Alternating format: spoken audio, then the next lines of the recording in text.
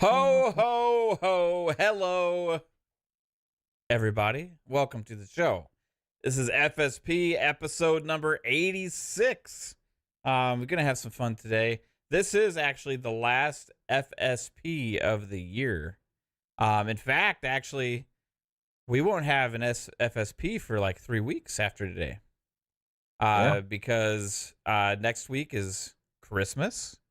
And then the week after that is New Year's. And you know what? Then we'll be back. Yeah, I think it'll be like the 8th or 7th or something like that. It'll be the 8th. 8th. Next month. Yeah, the 8th will be the next FSP. So I'll see you guys next year. Yeah. We will have a fun pop tomorrow. Yeah, we're gonna talk about Jonathan Majors and Kang and all that stuff tomorrow. That's gonna be a big conversation. And then this week we will also have a PM in the PM.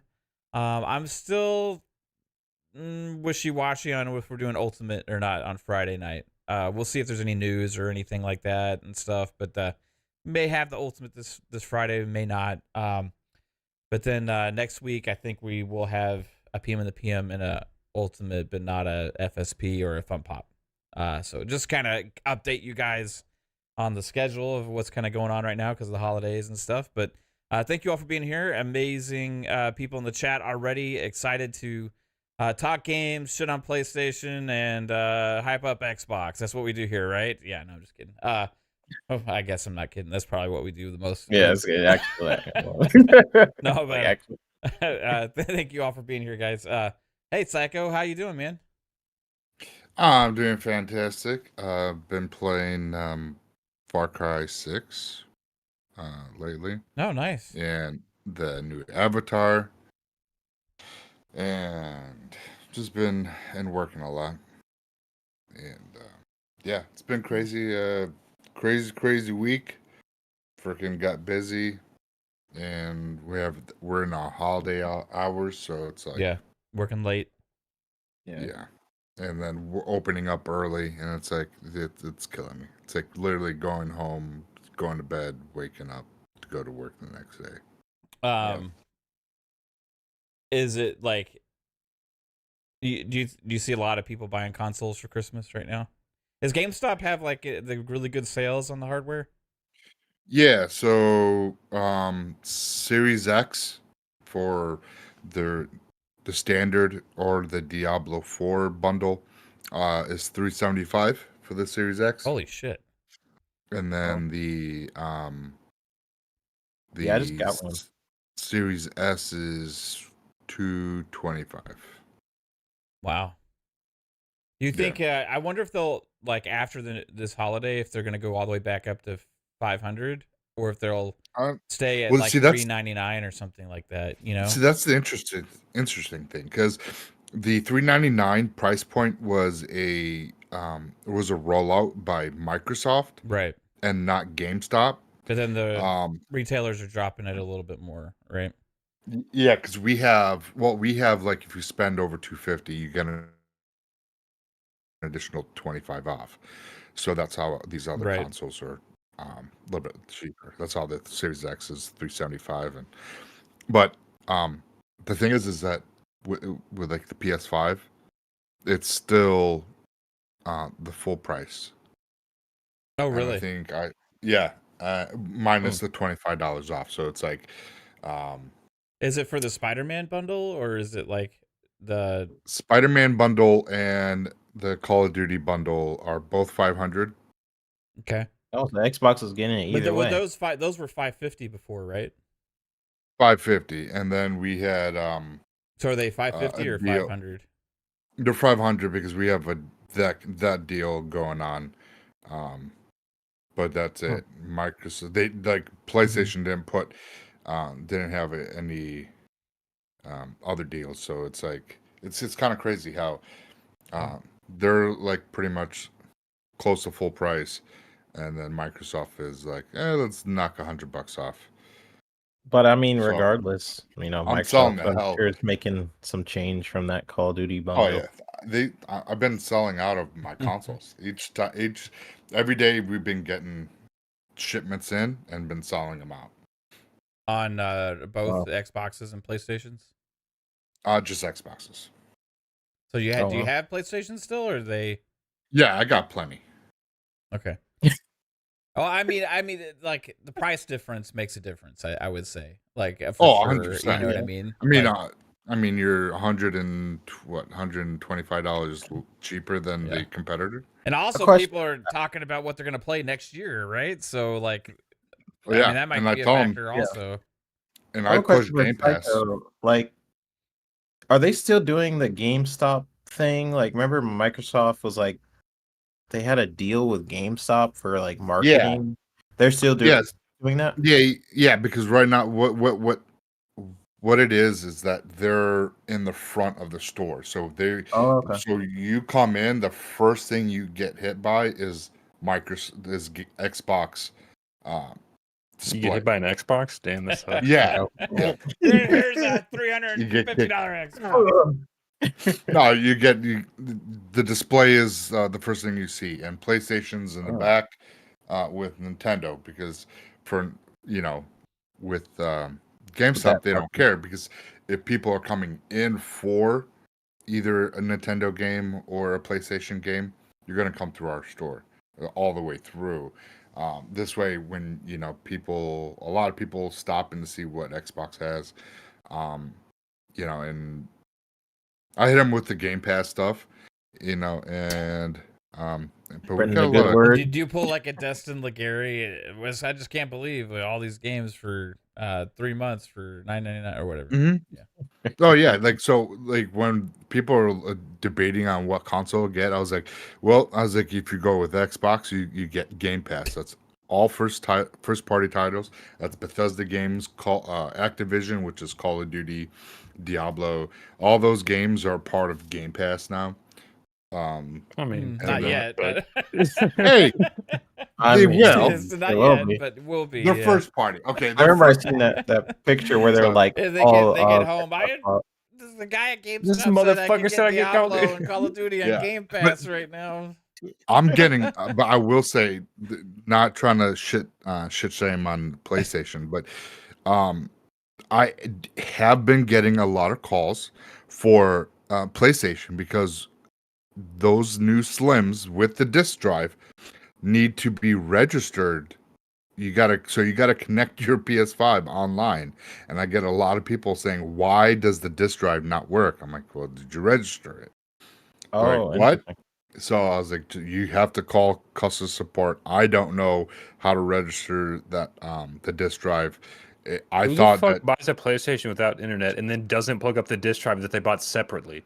That makes no fucking sense. No, not separately. This is the one that comes with the Slim. So the disc drive Slims, you still have to register. And the you have to. So they just don't connect it to the internet? Like, who the fuck does that? Well, if you have a basement where you're just like, there's a lot of people that don't assume. A lot of people don't want to go on the internet, and they just want to play their games. I'm gonna buy a game system in 2023 with no internet. That's a fucking brilliant idea. Hey, it's a single player console. Who needs internet with single player? It's a single player. In the location where I live, there is a lot of people that live not off grid, but in the rural you got areas. Those swamp dwellers out there, Psycho. I live amongst the gators here in the swamps of Florida. I don't have any internet. I live in some sticks on a lily pad. Yeah. I just hang out with my frog friends.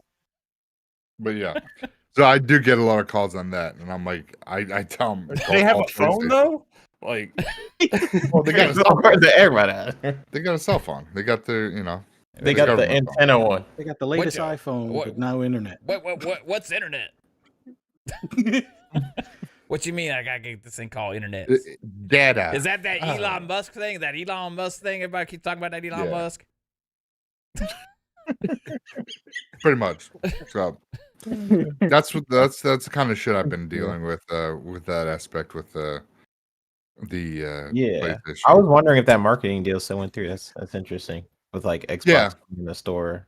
I feel like that was pretty smart of them to do, because they get that tax. Because before then, Xbox was in the far back, and if you weren't going to like the right side usually, where I usually go. Yeah, and so when they're in the back, a lot of people, and PlayStation was it was either PlayStation or Nintendo. It depends on how the store layout was. That's what was in the front.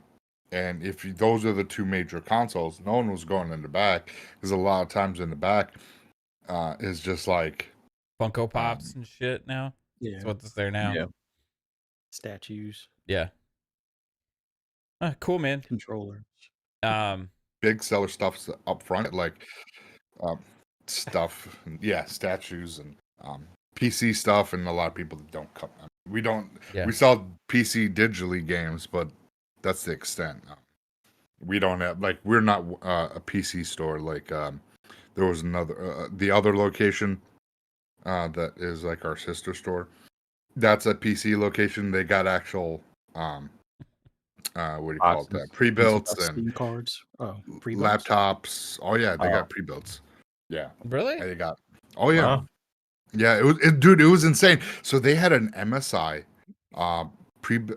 MSI laptop that was normally, I want to say like 2300, and GameStop had that saved 70% off clearance because it was on clearance because Oh yeah, he must be on that. Uh-oh. He must be on that Florida He's internet. like, he's in the swamp All of right, that Florida so- internet. yeah, got that swamp internet. No, so it was $2,300 and it was 70% off, and with like employee discount, it was like almost $800. And I was like, well, goddamn. I was like, I wish I had the $800, but a couple people that I know that I work with, they bought some. I was like, you motherfuckers. Wow. But yeah, Nice. How you doing, Jasper?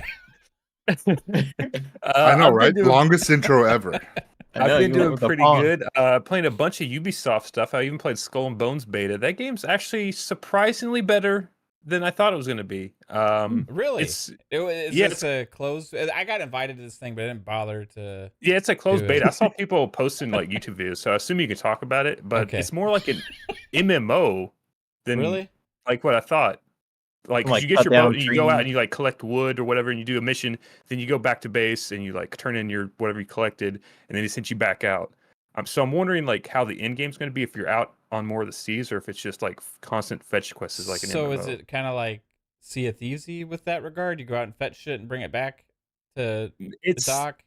no, it's literally do it. like Like staying I on your would describe ship, it as like an MMO, like where like, you know, an MMO where it's like go kill 5 boars or whatever, and then come back and give me their hides. Like it's almost like that. Is there random people out there in the world too, or is it just like? Yeah, there's other online people. There's certain areas I guess you can battle them in. I didn't battle anyone. Okay. I kind of just stayed to like the PvE zones or whatever. So yeah, it actually was better than I thought it was gonna be. Yeah, I Even, mean, like- Ubisoft has talent. I mean, they don't make like, I mean, they make high quality stuff, right? So, but would you pay $70 for it? No. It's not that. So it's not that good. No, I mean maybe the end game, like when you're constantly out in the ocean, like maybe it's just the early game that's kind of like it was better than I thought, but it's still like it could be that early game where it's like fetch quest, like that could get old real quick. So that's where Yeah. I'm like, I want to know what the end game's like. Yeah. Would you? but get, yeah, been would you playing. get Ubisoft Plus for it? Yeah, I would get it for like a month and just kind of grind out, see it or Skull and Bones. But yeah, played that. I tried Motorfest. That game I got disconnected like 7 times, so I just gave up on that fucking game. Really? I never had any problems like that with Motorfest. Yeah, it just kept disconnecting me, and I'd have to redo this like tutorial intro thing over and over again. So I was like, "Fuck that!" Just uninstalled it. Wow. Okay. Yeah, played Assassin's Creed Mirage. Could get into it. I've just been playing that, and then Avatar. Got to the new zone in Avatar, the plains. So you get a little horse. No, a horsey. Yeah. Yeah, Wait, horse versus planes? Or no, oh, just planes like open like field. plains, like Okay. yeah. Different, wrong kind of planes, Fuzzy. But just a bunch of Ubisoft shit. Yeah. So yeah. Right. I mean, they have games to play right now, right? They actually had released some stuff. Skull and Bones got a date too, I think, at one of the shows it's like recently. February or something. Speaking of Crew Motorfest, you mentioned that, and I forgot that there was a new trailer for Test Drive. The new Test Drive. Yeah. But it's not Ubisoft, obviously, but like Crew Motorfest made me think of it. This trailer was a lot better than the last trailer that I saw. I was on YouTube and I just saw it on, I think it was PlayStation's YouTube channel, like recommended or whatever, and I saw it, and it was a pretty damn good trailer.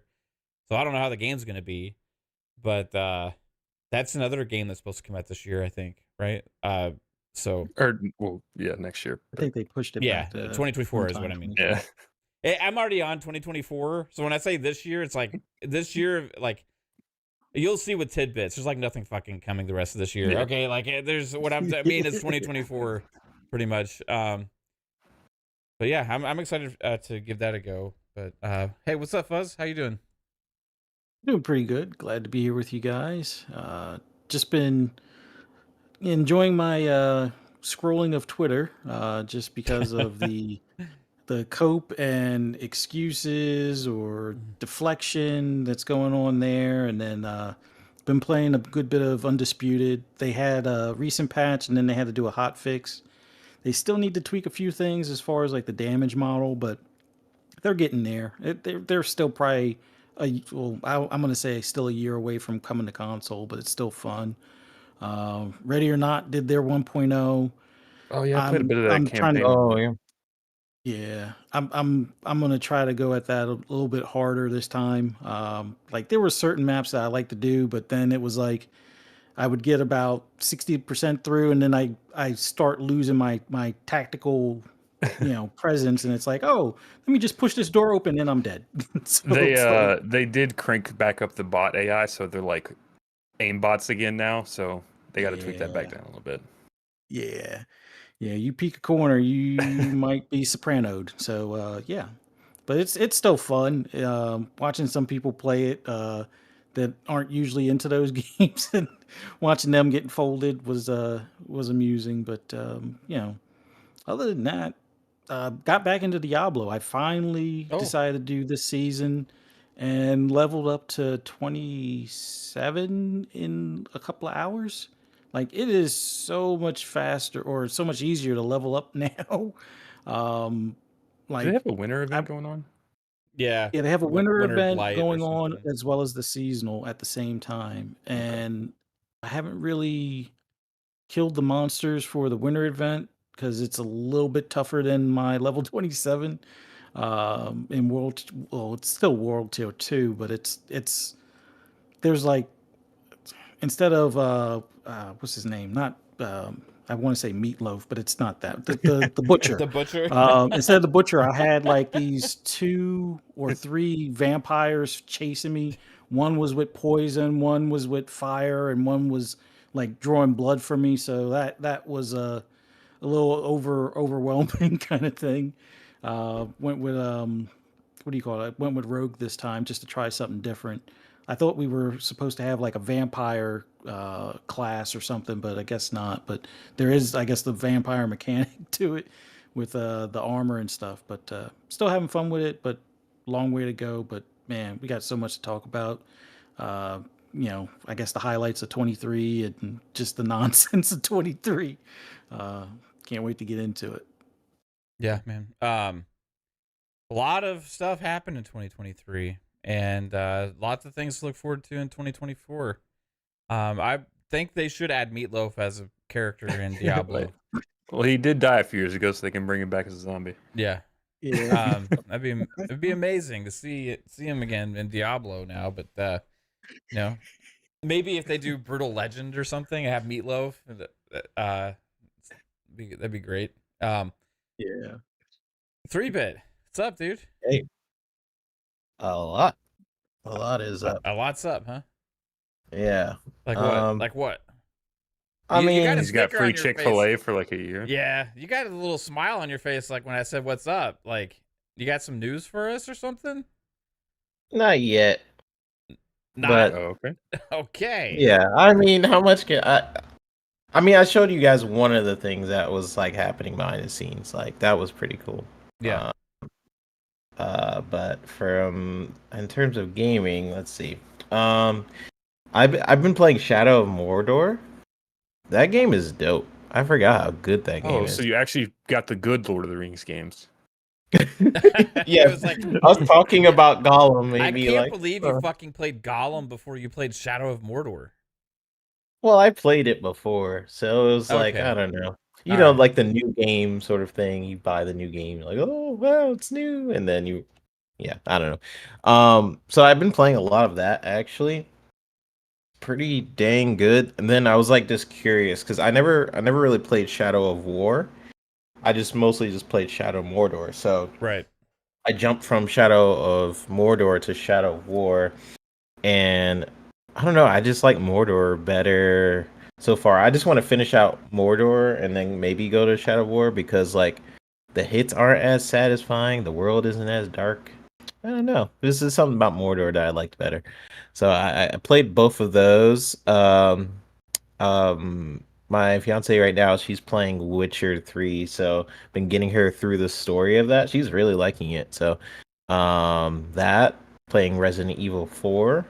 Been a good gaming week, I think, for me. Like usually I can't play as much.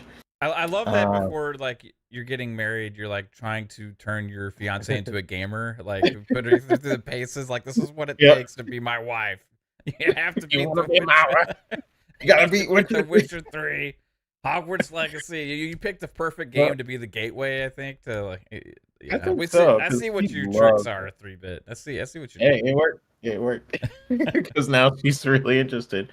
Like Hogwarts, there's. I think she just really loved Harry Potter, right? So yeah, her playing like Hogwarts, it was like a good transition because you figure out how to move the camera properly and fly around and stuff. So, I mean, Witcher is a lot harder of a game. Yeah, but she's definitely getting into it, which is pretty cool. But other than that, yeah, a lot of behind the scenes stuff I can't really talk about, but I'm sure I will be able to talk about it on whatever future show I do with you guys. So we'll see. Yeah, we'll see. But cool stuff. Cool like stuff. The Xbox developer directs that one. What? You have some drinks tonight? No, what? No,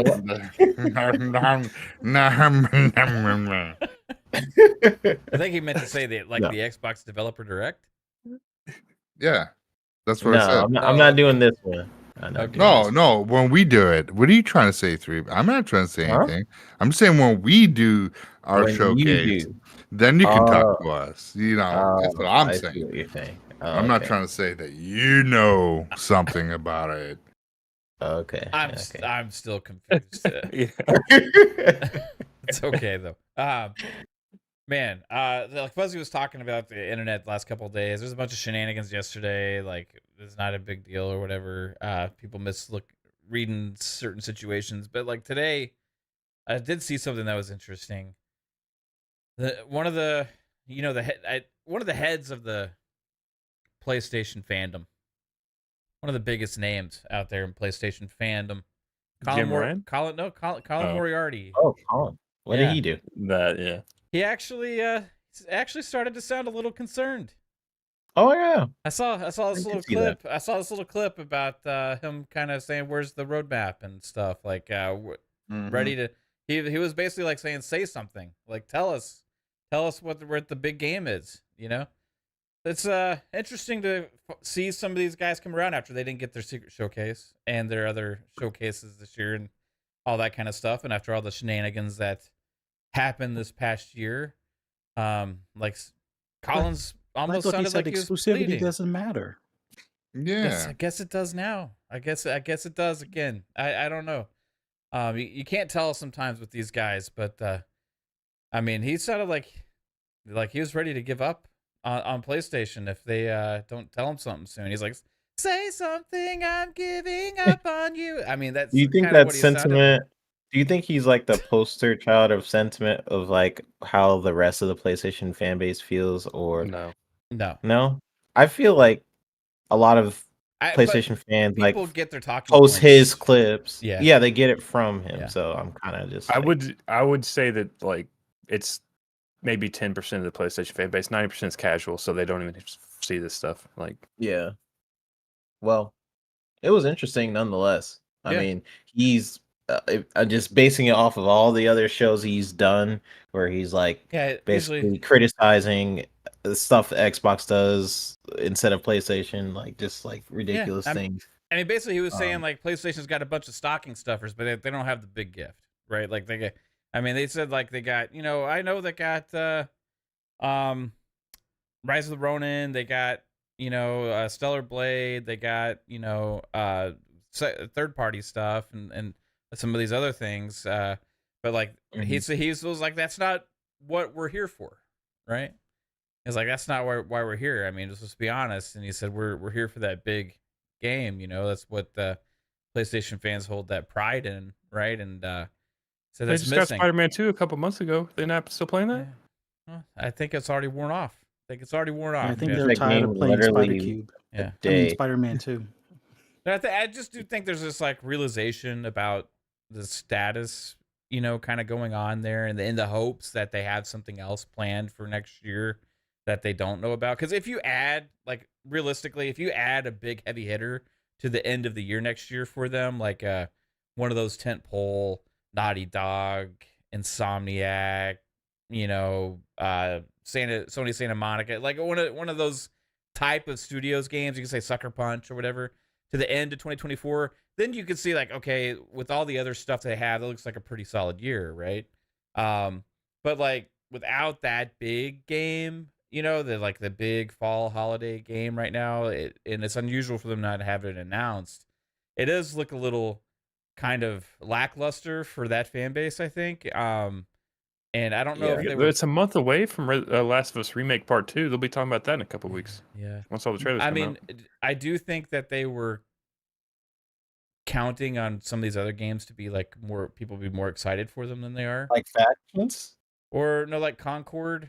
That was a new IP that was announced, like stuff like for that. For next year? Yeah, that's Concord is supposed to be next year. That's what they said. Yeah. Really? Marathon was also supposed to be next year, I think, right? But they've delayed that. They delayed that now. Yeah. So I think they were counting on those games So going is to be... Helldivers 2 the only first-party game next year? If you count the published games that are from third-party studios, like... I'm not counting from first Last party. of Us Remake, Helldivers 2, MLB The Show, so Concord if it hits 24, so that's 4. Mm-hmm. Okay. It's still first party. He asked first party. Yeah, first party, not third yeah, party. right. I mean, Rise of the Ronin's the most interesting one. Like, in Stellar Blade, like, are they third party or are they first party? I mean, they're published by Sony, right? They're just not made by a Sony studio, right? So, like, as I keep going back and forth with this. Rise of the Ronin's the interesting one because they don't own the trademark for it, but they're still publishing it. So it's a little temporary, maybe different. It would be more the equivalent if, like, Microsoft had a third-party developer develop, like, Blade. Yeah. Because, like, Microsoft's not going to own Blade. You know what I mean? But they'll own the rights to that game. But not the trademark for Blade, obviously. What's kind of equivalent? Did Microsoft ever do something like that? Like maybe Dead Rising? They had Tomb Raider for exclusive. I would like the first maybe Dead Rising, like Sunset Overdrive or like Quantum Break, maybe. Dead Rising 3, I think, was exclusive to Xbox. So was the Dead first Rising 1 and 3 were exclusive. Yeah. 2 and 4 but those weren't Microsoft published. That's the difference. Oh, I thought they published the first one. No, I guess not. Yeah, I don't know if, like, I think Remedy. I don't know if Microsoft owns the trademark for Quantum Break or if, like, I know Insomniac, like, they gave the rights back to Insomniac for Sunset Overdrive, but I don't know if they had the rights to it originally or not. I think they own Quantum Break and gave the rights back on Alan Wake, but not Quantum Break. Yeah. Because I remember Remedy was talking about, like, Quantum Break is not a part of our universe, even though it clearly is.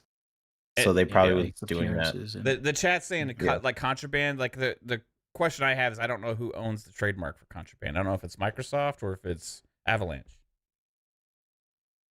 Oh yeah, because a lot of times when these games get published or like funded and stuff, they like the publisher or whatever is like gets the rights, because they like, okay, yeah, we're gonna hire you to make this game. We own the IP. Sometimes they cut it a deal to where like the developer, the creators retain the IP. You know what I mean? Right. As Dust Falls, that was published by Microsoft. They don't own it, and it's a third-party dev studio, right? What game? As Dust Falls. I think they own it. Do they? They own that trademark. I think they own the trademark, though. Oh, yeah. I'm not sure. But it's going to be on was it PlayStation or something like that? But I don't think Microsoft is publishing it. So it's almost like the way 505 Games did for Death Stranding and even does Control. Does Kojima retain the trademark for Death Stranding, or does Sony own the trademark? Sony owns the trademark, but because 505 was publishing PC, Sony didn't step in to block that. Now that Sony has PlayStation PC, we can assume that Death Stranding 2 will be published by PlayStation for PC as well. Yeah. It's just that I don't know if it's going to be day and date or if it'll be like a year later. Yeah, for me, it's like it doesn't necessarily matter as much of who the developer itself is as much as like if they own the IP or not, right? Like, you could look at Killer Instinct. Would you consider Killer Instinct a first party game? Like I do. Yeah. You know, like I mean, it was a Rare IP, wasn't it? So yeah, Flight Simulator. Obviously, it's Microsoft Flight Simulator. I mean, these are games not made by first party studios. You know what I mean? So, like for the sake of it, I'll count Rise of Ronin as first party just because I don't know the whole situation with the IP, but like it's published by Sony. The same way as like they're publishing Stellar Blade now after they made that deal with that developer and stuff. So like, but what I'm getting at is those aren't like those big hitter games still. You know what I mean? So they have Helldivers. You can count Stellar Blade. You can count Rise of the Ronin, right? And you can look at Rise of the Ronin and Stellar Blade as like maybe they made those deals to try and fill in their pipeline, right? Yeah. And they also then have Final Fantasy VII. yeah, but that was 100% not. Like, yeah, that was 100% not first party. Like that's but that's still exclusive, and it's going to be their big game for the summer, or whatever. The interesting thing is, it wasn't like it confirmed that it was only 3 months exclusive. Like on the trailer itself, didn't it say that?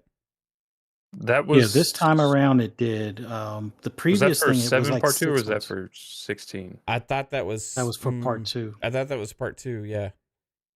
So if that game launches in the summer, there's a chance it could still launch on Xbox the same year. I think we'll the way see how good that Square new is moving with relationship is. Xbox.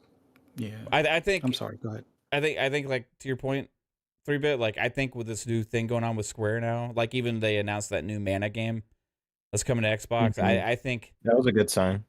I think that they're going to put those games on Xbox. Like after they're not going to do any more like of those long-term exclusivity deals on those games. I think they're past that. That new lady that Microsoft hired from Sony to help with the relationship in Japan and stuff, like with her. Yeah, I'm just wondering if that's immediate, like how immediate her helping out is, or if it'll be something that you feel over time, because Japan, I mean, they just had a thing. I mean, I remember Jez talking about it with Rand Outdoor, where it was like illegal to release an Xbox version of a game or something like that. It was some game where they're like, oh, we can't release an Xbox copy.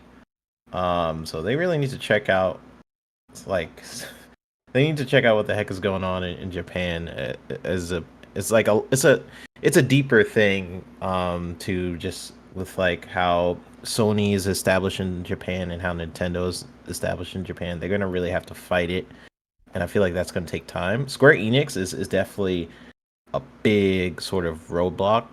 Like once that domino falls, that like it'll help for sure. Square is a huge publisher in terms of the presence of Japan.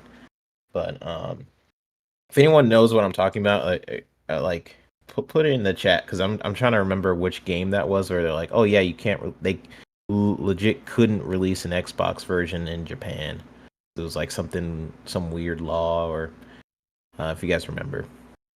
I just remember Jez talking about it. He was like, I mean, there's certain games that are like regional blocked due to like whatever the content is in the game. Like Australia has that sometimes, Germany has that sometimes. Just depends on what is in the game that gets blocked in that region. Yeah, true. But yeah, if it was 3 months this time, I'm pretty sure. If I remember correctly, Final Fantasy VII, that when it had the exclusive timeline at the bottom, it was years, or a couple of years if I remember correctly, and then the Forspoken one was also way longer than 3 months. I think at the bottom of both of those trailers, they actually had a time of like exclusive for this amount of time. I mean, the first one, the first Final Fantasy VII remake, I think it actually had a shorter timeline, but then they like extended it. Because they even like had they even kind of like said it was going to be coming to other platforms and stuff like that in the future or whatever on part 1. The first, yeah. the first part they did. of Okay. 7. Yeah, I remember that. that. Like even Boom had pointed that out several times too. Like even showed like where they had said that and stuff like that. And then like they went radio silent. I know what we think happened is that like Sony came in and they paid to like extend that exclusivity. And they remember they did like the what was it, Integrate or whatever, the kind of enhanced version of part 1, right? The definitive edition, whatever you want to call it, the PS5 version of it. So they did that, and I think with that, like that's may have been why that deal came about, where they extended the exclusivity on it. And then it's also Square. Who knows what the fuck they're doing? They could just be like, we're not making it. But we know Square's in a different position now, because like even Final Fantasy 16, which is another deal they took, right? We all predicted this. They were going to complain about the sales of it. They were going to blah blah blah. They complained about it in their financials after it sold, after it was on the market for a little while, and then they even dissolved the studio. And it's so dumb because, like, even if they release the next Final Fantasy game on Xbox, they probably won't do too well. Oh, you mean Forspoken, right? Not Final Fantasy. No, I mean any Final Fantasy. No, I was talking about Mav. No, Final Fantasy 16 studio got dissolved, I thought. Yeah, just recently. Oh, did it? Mm-hmm. Oh, yeah. But even if they do that, because like, oh, you're only gonna release one Final Fantasy game on Xbox, and then like, why would I jump in on like the 16th whatever entry while the other ones you're like taking away? So it's like it's only hurting them in my opinion to just to test the waters. Like if you're gonna do it, then might as well put most of the Final Fantasies on Xbox. Like, just do a spree, like 7, all of them. Like, just put it on Xbox, because if you just start to dip your toe in the water, like, how do you guys like this one? And it's too late for that. There's like too many Final Fantasy games to just be dipping your toes in the water. And Arthur One, he posted in the comment section. He said, the games that are not allowed in Japan are Blasphemous 1 and 2 due to local legislation, or that's what the developers said. Yeah, okay, that was the game I was thinking of, where because of some weird local legislation laws, they couldn't release an Xbox version. So they have to like get rid of stuff like that, where it's just like the preference of like PlayStation. But it's gonna be hard. If you think about Nintendo, if you think about PlayStation, Xbox is the only American company in that scenario. Xbox is an American-based company. Sony is a Japanese company. Nintendo is a Japanese company. So their relationships are a lot better, just naturally, just being a Japanese companies. So I don't know. That's something that they definitely got to figure out over time. They're taking some good steps. I mean, they had Phil Spencer on the stage with those with other Square Enix producers, I think it was. And yeah, I mean, they're making the right steps. I think again, Square is the domino effect for other partners, because Square is pretty big in terms of like Japanese type games, if they really want to tackle the Japanese market like they said they would. So we'll see. But I really think if you're going to do Final Fantasy, you can't just be like, I'm going to put Final Fantasy 16 on Xbox. See how successful it is. I think that's not going to work, in my opinion, because like, you can't expect someone to just, if as an Xbox person, to just jump in on after the 16 something entry. Like, if you want people to get familiar with the franchise, I think. Yeah, they're all different stories, But like, even then, like, if people are interested in like 7 or whatever, they're like, oh, okay, let me check out some of this other stuff. Like, it just, I feel like it's kind of a pinch point. I don't know at this point. Yeah, they could do like Atlas with what they did with like Persona and some of the Yakuzas. So, like you said, have the newest one coming out, but just before it release some of the earlier ones, or at least a couple of them, so that way you get some of the backstory if there's any contiguous story to it type of thing. But Yeah, and there is a lot on I could see Xbox. them doing like a series of them, do them in like groups of 3 or something.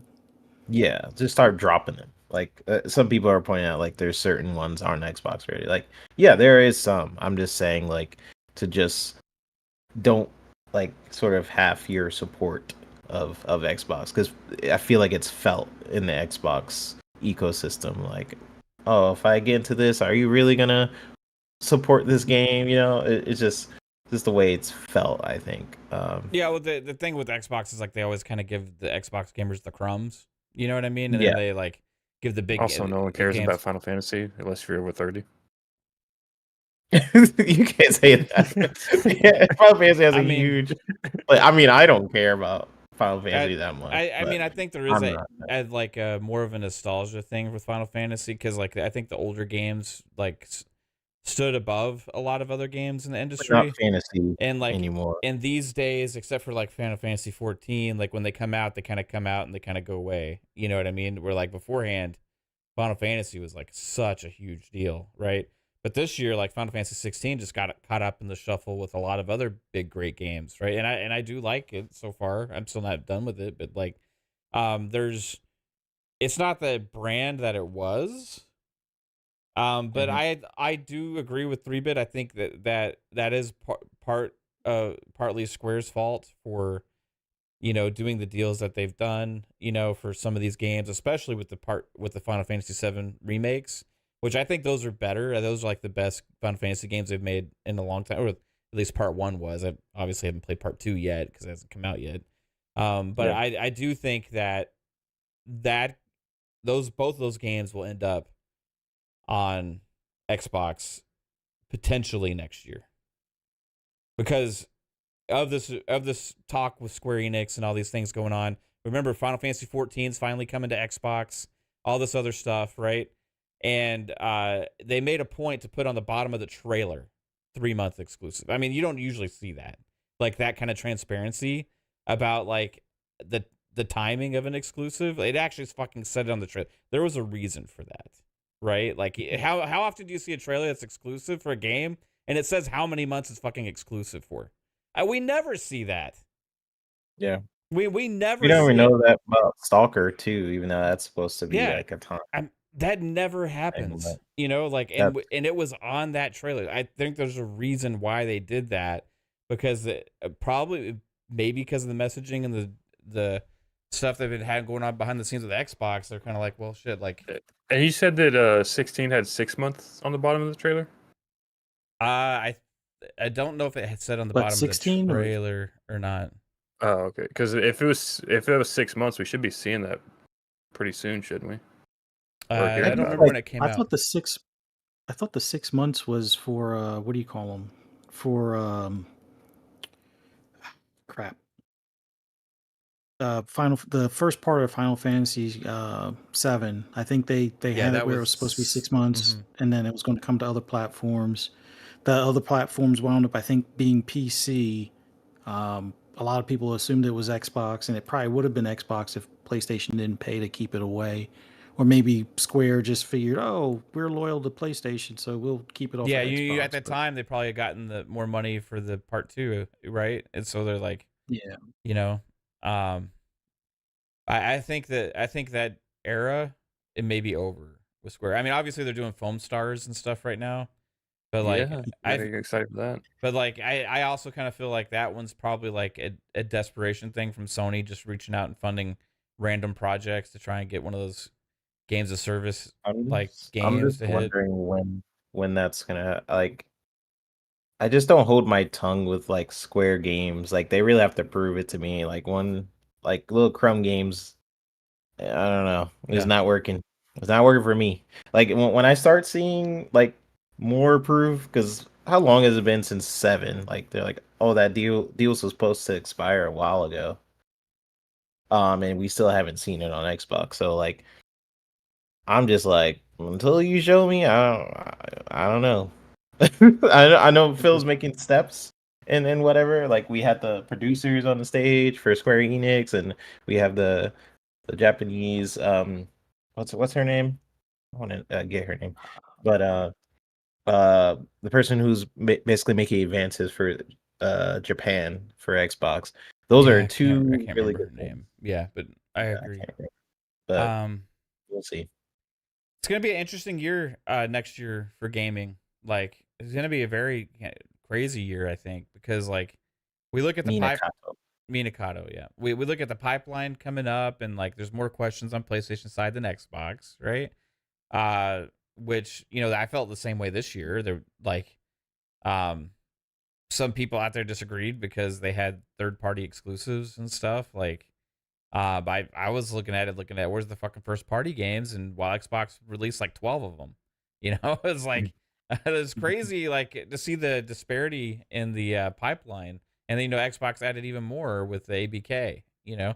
So we look ahead going into next year, and it's like going to be very interesting. We know that Nintendo's going to have a new platform, which might actually shake up the multi-platform game a little bit. Like if that console, whatever they release, is powerful enough for some of these like games that still release on Xbox One and PS4 and all that kind of stuff to actually start releasing on Switch as well. I mean, next year you could get a piece of hardware from every company. You get a Nintendo Switch 2 or whatever, PlayStation 5 Pro, and then Xbox Series S X Slim or whatever if it does come out. I mean, yeah, every company could release hardware next year. So be interesting. Yeah. Yeah, you guys think Nintendo's year is next year? Because I'm not. Oh yeah, 100%. I'm tired of seeing the 720p games. Like, There's too much smoke out there, only- man. I don't know if that's going to change, but I mean, it's all been it has to somewhat change, right? How like that hardware came out how long ago now? Yeah, we bumped it up to 800p. Anything is I mean, sure. You know, I'll take it. 850p. It's like 8 years old, right? Something like that. Yeah, it's like 8. Yeah. Yeah, I have a feeling whatever they make now, it has to be just automatically better. I mean, right? Like it was already like outdated when it came out, to be honest. So like it's, and I know it's a handheld, right? But and that's why, because like as a handheld, it was super awesome, right? Best handheld Nintendo's ever released. But as a console, it was the most outdated console they'd ever released, right? Because it was like a whole generation, like a generation and a half behind, pretty much, with like hard performance on. I think it was like 2015. Is it 2016?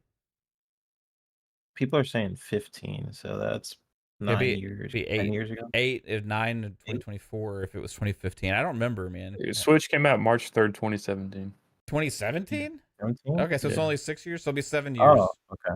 7 years between launches.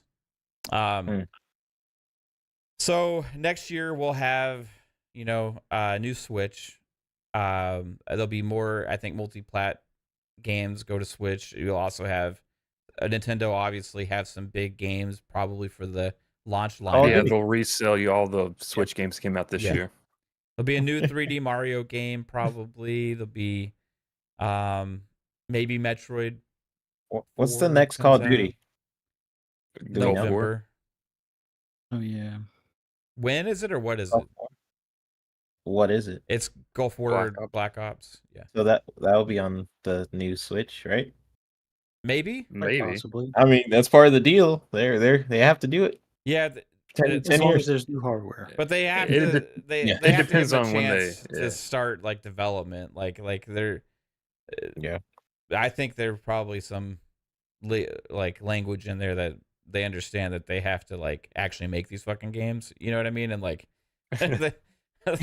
they also need like the specs and stuff from Nintendo and all that kind of stuff as well, right? Like didn't the FTC stuff they never did they mention? I guess they mentioned the Switch a couple times, but there's certain times the language is just like Nintendo. Yeah, the judge thinks the Switch is the best console because you can take it on a plane.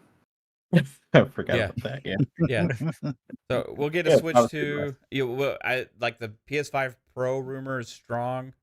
Still, I mean, Tom Henderson originally leaked that, and he was right about the Slim, you know. But you know, plans could have changed also from PlayStation. At this point, I still think it's weird to release a Slim like that soon compared to the Pro. Maybe a whole year. I guess, Yeah, and it's just I guess it's just replacing the current SKU, the old SKU anyway. So I guess I mean, that's the Xbox did it with the Xbox One S and Xbox One X. Yeah, it's true.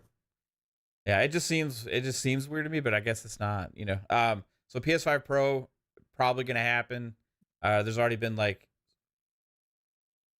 potential leaked specs. Take it with a grain of salt. It's probably gonna happen. But yeah, I think it's gonna happen. If that happens, I do think they have some announcements to go along with it. Yeah, I don't know when those games are gonna come out though. I don't know if it'll be next year, it'll be later or whatever. But they gotta have announcements are a Pro headset. They gotta have something. Controller. If they announce the PS5 Pro, I mean, they gotta have something to show it off, right? Pro earbuds, Pro Portal. We're gonna give you $10 upgrades on all your games again. PSVR 2 Pro. No, they just be like, here, it's more money. It's even more than the old one. Deal with it. Yeah, and how much would it be though, too? Because they haven't gone down on the PS5. 600. Be 600 or 700. I mean, they're not gonna. They're gonna keep. No one's gonna say anything. They're gonna put a positive spin. Because what the PlayStation 5 right now is $550, right? For the bundle or $500. $550 for the bundle. So put him $600. Yeah, sure. Why not? Only $100. $650. I think it'll be more than that. For what are we talking about? Unless they drop the price of the PS5 for the Slim. Well, I guess I was going to say that. I guess the big question is it going to have a disc or a Blu-ray drive in it, or is it just going to be a digital edition? 600, 700 with the drive, maybe. I feel like with the Pro, they're going to put in the disc drive. Like, I mean, it's the Pro. How much is the Slim digital, Psycho? Is it 400? 450. 450. Okay, so this would be 550, and then like 650 with the disc drive, maybe. Or they can go 500 and or no, they'll probably go like 600 and 700. They could do 550 for the Pro and put the regular one back to 500. But a $50 difference for like the way more powerful, Because how much was the PS4 Pro versus the standard? I think the PS4 Pro was 500. It was more expensive. It was $100 difference. Mm-hmm. It was $100 difference. So. I'm thinking 600. Yeah. So 550, 650 will probably be the Pro. This thing is 650, man. That's gonna be interesting. GameStop better be ready to cough up that extra bread. Yeah, that shit for trade-ins. That shit better run GTA 6 at 60 frames per second. I don't know. I just have my doubts it's going to be able to. I agree. I don't think it's going to. I don't think anything this generation will be able to do it. And I think I don't think. Go ahead, Psycho. I was going to say I don't think they're going to change the CPU as a lot of people think they're going to. I think they're just going to try to squeeze more out of it. Try to ramp up the clock as much as they can. Because if they're already kind of doing that. Yeah, but if they go with a little bit of a bigger die size, they can possibly do that. More compute units, but not That's really gonna burn out some chips. At the time, they put out the PlayStation 4 Slim, and that was $299, and then 2 months later, or 1 month later, whatever, they put out the PlayStation 4 Pro, and that was $399, so it was $100 more, but I guess they lowered the price of the overall PlayStation. Yeah, but that's still like, if you think about percentages, it's like a lower price to start out with, right? So $100 was like a bigger difference than it would be from like $500 to $600. You know what I mean? Like, yeah, I mean they could lower the price of the regular one. Yeah, I don't know. I mean, we're in a different time, right? Because of all the inflation and everything that happened, like with these consoles and stuff, like being more expensive than they should be right now. We've used to seeing price drops and stuff by this time. And I think Xbox is doing that, obviously, with their holiday stuff. But they do holiday deals every year. The question is, what are they going to go to afterwards? I think they should stick with the $399 price point, but we'll see what they do. I mean, I think that would really help them keep moving consoles for a while. How about my dad an Xbox? Yeah. So yeah, it was cheap. Might as well.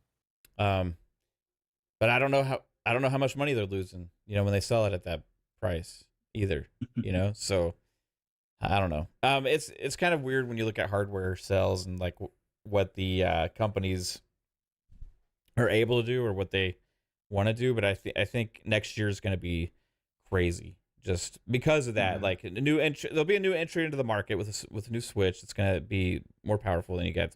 The PlayStation's going to be more powerful if that happens, and then the Xbox kind of like rumors are that they're not maybe doing that mid-gen refresh or whatever, so they're going to kind of be status quo, you know what I mean, for at least a while. And I think if they do that, they got to be cheaper. Like if they stay status quo and like these other things come out, like I think their competition at that point should be price point cheaper than they are now, or just stay the same. Cheaper than they are now, right?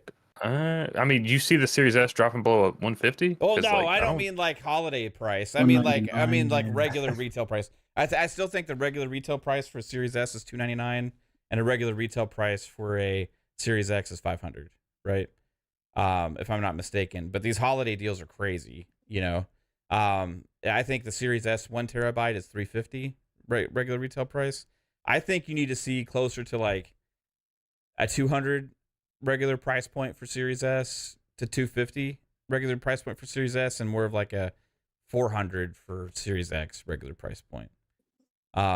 Like going forward after if they stay status quo next year and everybody else has new hardware, because at that point, you're not winning the power game. You know what I mean? Like you're going to be selling because you got to be cheaper, and they're probably not going to be cheaper than a Switch unless they're $400 or less.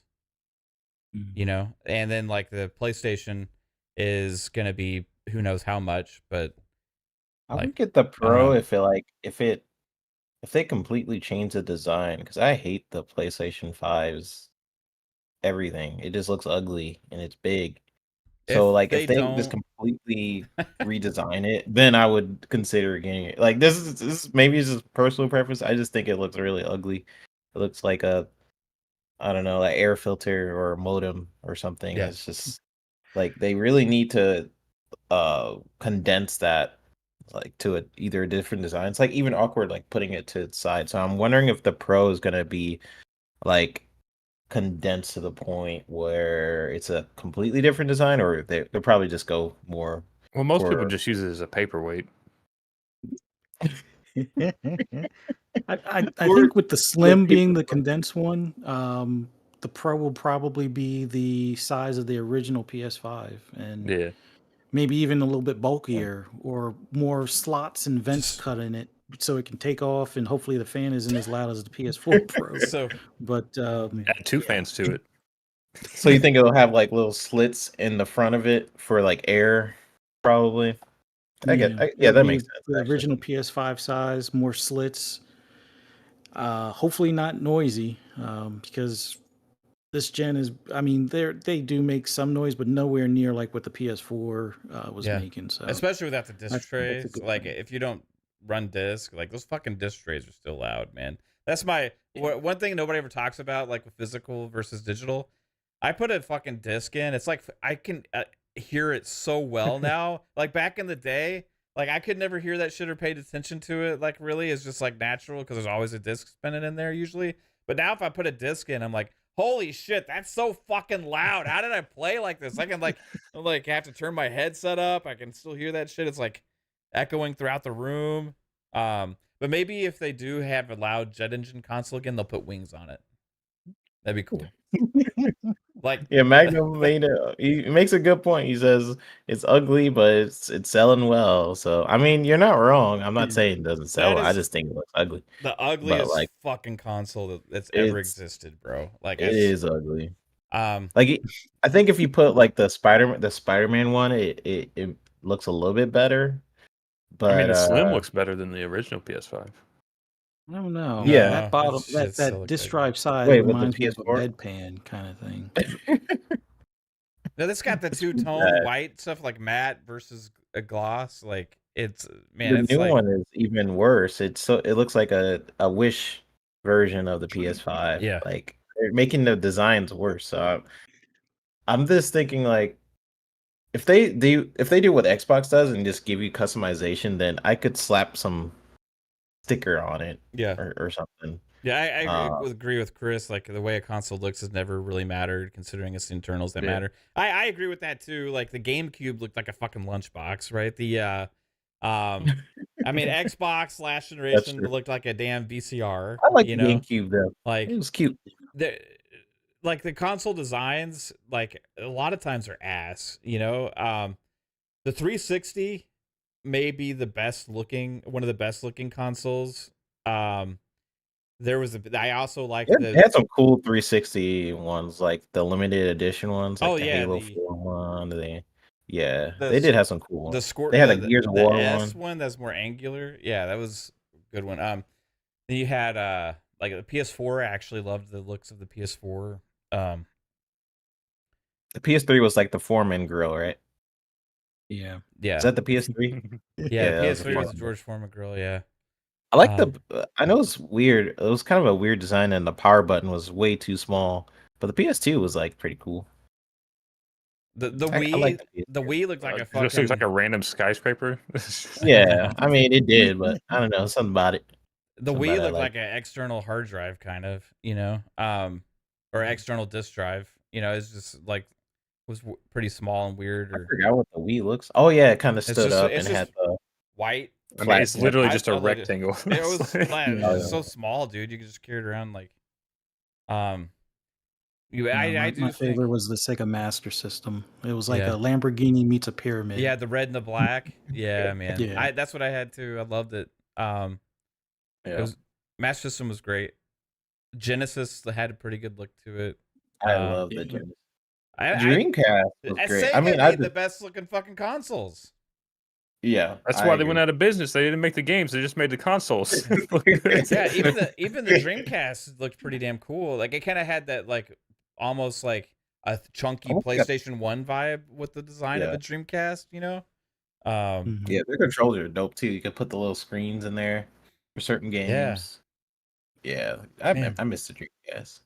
I wonder whoever designed Sega's consoles, like the hardware, needs to like design all the fucking platforms hardware. Because none of these fuckers really know what they're doing. I mean, I don't really have any issues with the Xboxes this generation, especially the Series S.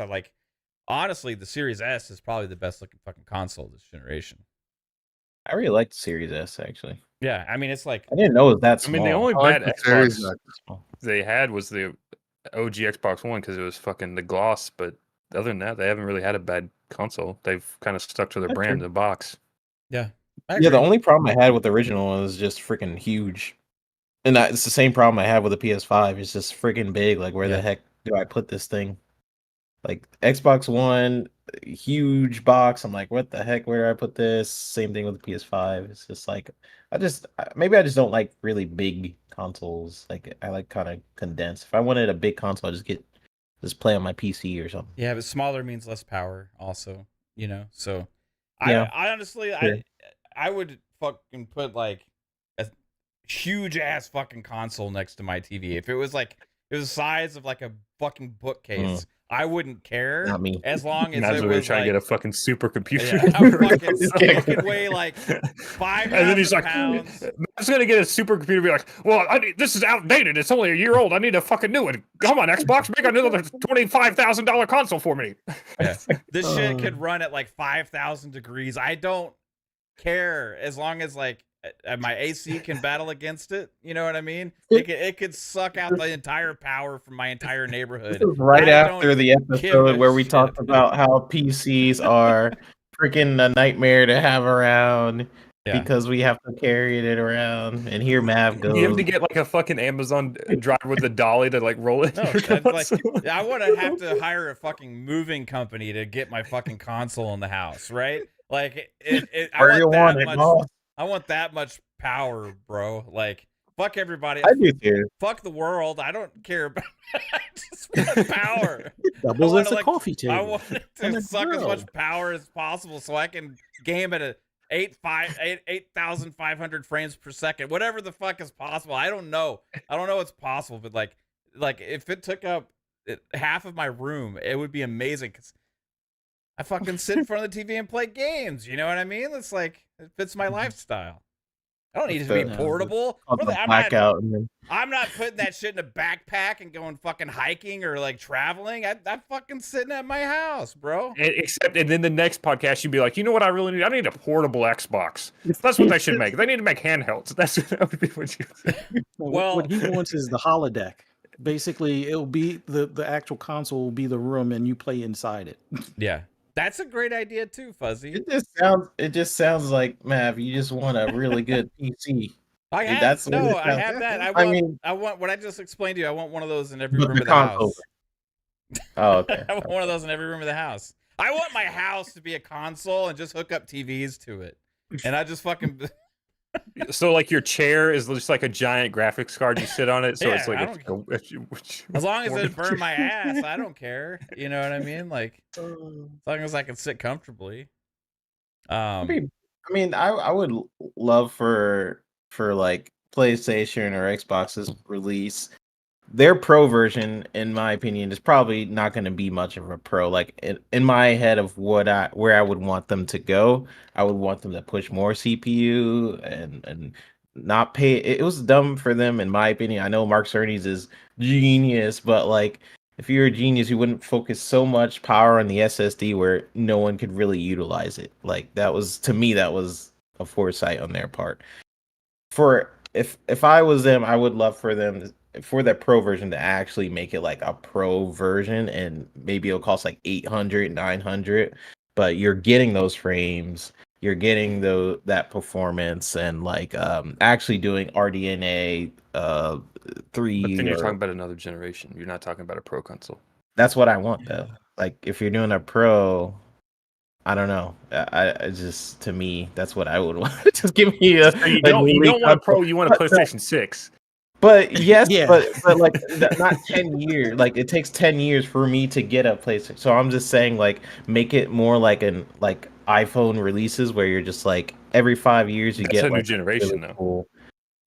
Why does it have to be a new? I just want a better console like every 5 years. Like why do we have to wait 10 years to get a whole new console? I just agree with you.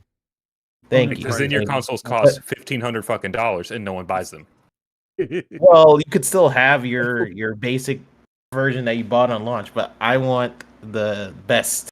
I want the best version. Why do we have to wait 10 years? They still sell shitty phones for like $300 too. So, you know. What you're saying is you want Apple to get into the console space. No.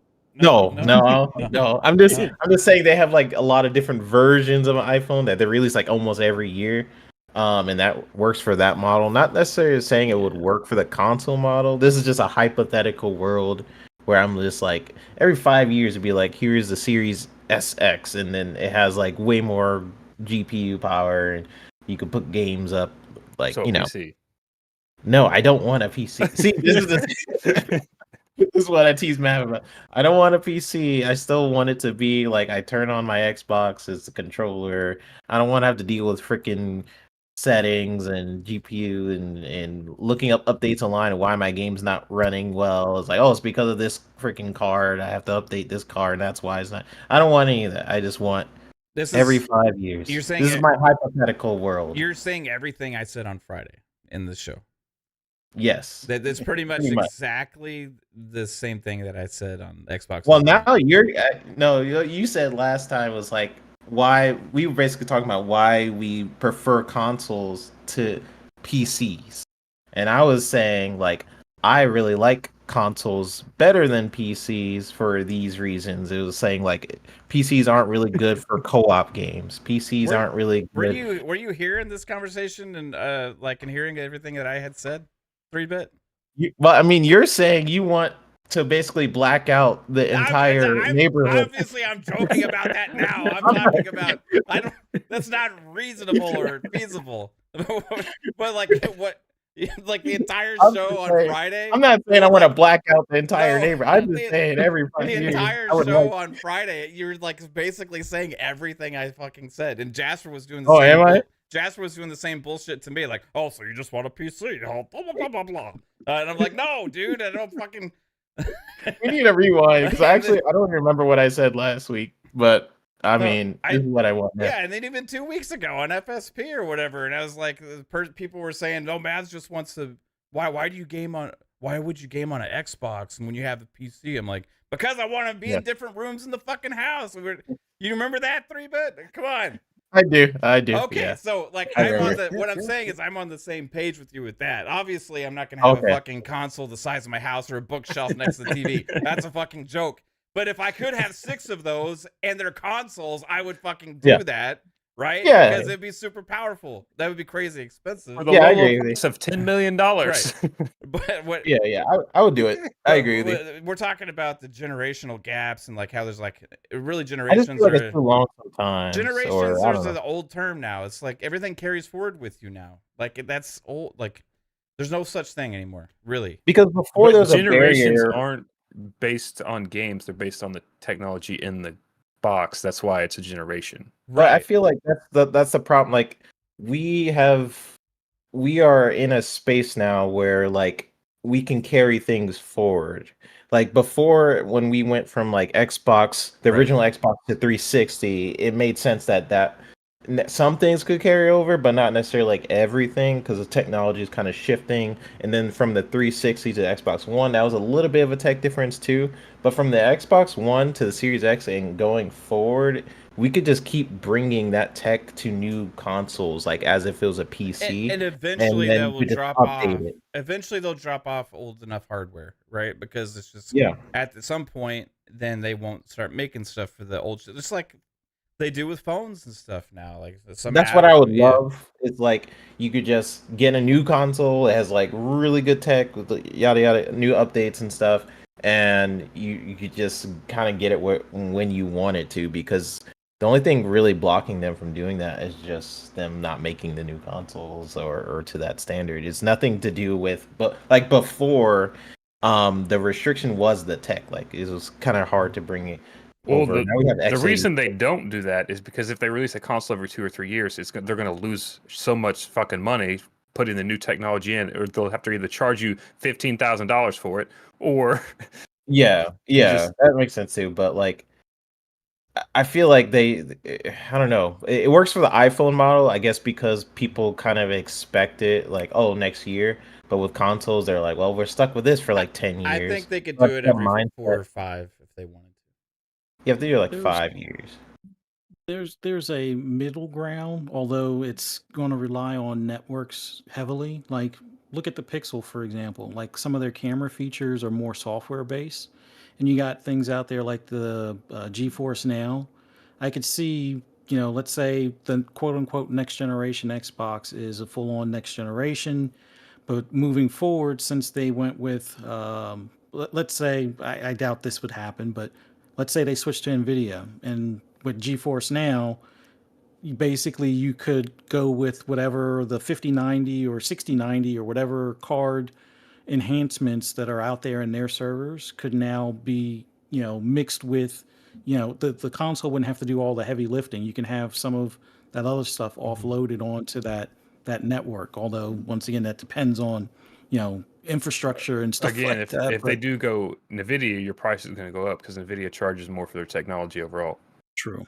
But I'm wondering if they still will charge that much, knowing that they're trying to be competitive with AMD, and AMD is pretty much owning the console. NVIDIA don't give a fuck. Yeah, they do what they want. You're right, but I'm just wondering, like, I'm sure they're making some deals with Nintendo to not pay full price. Nintendo's probably cutting out like certain features. Nintendo's probably only asking for DLSS. That's like probably the only thing. They're not asking for frame generation or any of that bullshit. They're just asking for DLSS, and they can get that on the basic chip. So they're not going to be paying too much more for it. I mean, and it's still going to be a 5-year-old chip at that point. I really wish that Jasper wasn't right, but dang, I think he might be. I mean, it just sucks that Nintendo doesn't really prioritize graphics, because that's like the one thing me and Mav always rant about with Nintendo is like, if you could run like games at like 4K and stuff, you would appeal to me as an audience. Yeah, but see, I think people mistake that sometimes with those 3-bit. I think people think that like we want like Nintendo to have the power of a Series X or like a PS5 or like whatever. Like, but like no, I just want to be able to fucking read it. the game, like the text on the screen. Like that's, Exactly. I mean, I just want to be able to see the text. You know, I want to be able to not have to squint and try and figure out what the shit says. You know, like or have a game like their problem too is they have to cater a game style because of the hardware. Like a game has to look a certain way, and they keep doing certain cartoony sort like types of games to because of the hardware. Like it you know. And that's why Nintendo's the best developers out there, because they got to fucking work with what they got. They can't fucking brute force shit. They got to like. Yeah, but are they really pushing things forward? Or they just keep making the same They're pushing stuff? forward what's possible on that fucking hardware they got. Well, I know, but what I mean is like, okay, so like Pong brought up a good example when like Mario Wonder was like highly praised, right? Like by the game review community, right? And then like Starfield was like, oh, you know, it feels dated and stuff. This model of like where they're fucking literally go to like 1,000 planets and like can do all this other shit in it and like this massive crazy world.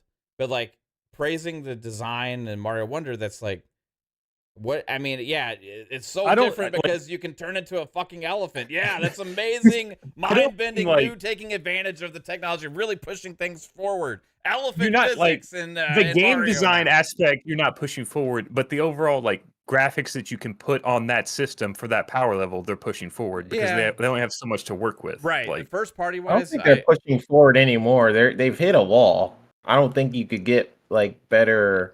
Like I mean, if you look at like Pokemon, for example, like the first Pokemon that came out on the Switch, it wasn't open world, but they were able to like figure out how to make Pokemon a completely different game. Like now, I agree. There's no way that like that Zelda game should like work on a Switch, right? It's just like you know. But when you realize it's like fucking 200p and it runs like shit, then it's like, oh, it makes sense all of a sudden, you know? Like I guess. Just imagine though, Mav, like if that ran, they did it. If that ran on the Series S specs, like for example, like that's probably what this new Switch is going to be, probably Series SE specs, I'm guessing.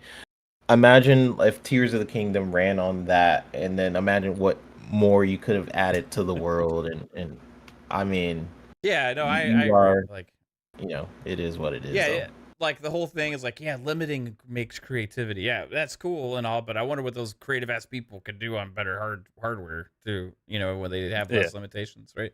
So I think we're getting that. I think this is the generation like where Nintendo actually has what I want. You know, and I think they're sticking for at least a year. No, I mean, like, I mean, I think they're probably sticking to the same kind of thing with, you know, the handheld that's dockable and all that kind of stuff, and it'll probably be a Switch 2 and stuff like that, right? But I feel like it's going to be a lot more capable as a console, and that's what excites me about it. When we find out what it is, right? It's right there, Froggy. I got the Switch behind me. It's been on the shelf for like 9 months. I haven't played it. Apparently, Wolverine leaks are going crazy on the internet right now. Wolverine leaks, yeah, we had those before. There's even more. Oh, there's more. I wonder if the leakers didn't get their money and now they're actually released. The last one I saw was just test footage of the first trailer, but I thought that other stuff that was shown before was like fan made. No, that's what I thought was the for some reason the images the sites were using were from the fan made thing, but there was actual like a couple blurry images that were really small in the leaked documents that you couldn't really get anything from. It's kind of pointless leak. But we'll see. I mean, I don't really care too much to see the leak stuff for Wolverine. I think that game would be out 2025, 2026, something like that, and be able to enjoy it on my PS5 Pro. Yeah, I'll send it to you. Maybe they'll show it at that secret showcase. Maybe so. That's crazy. Shout out to Kate for making an awesome thumbnail. Jim Ryan leaving coal for all the PlayStation consumers on his way out of town. Phil bringing the presents and the gold candy. Love it. He's got little Elf Craig there. You got little the little dog. You know, I'll forget his name for the Grinch, but you got little troll face PlayStation crying ass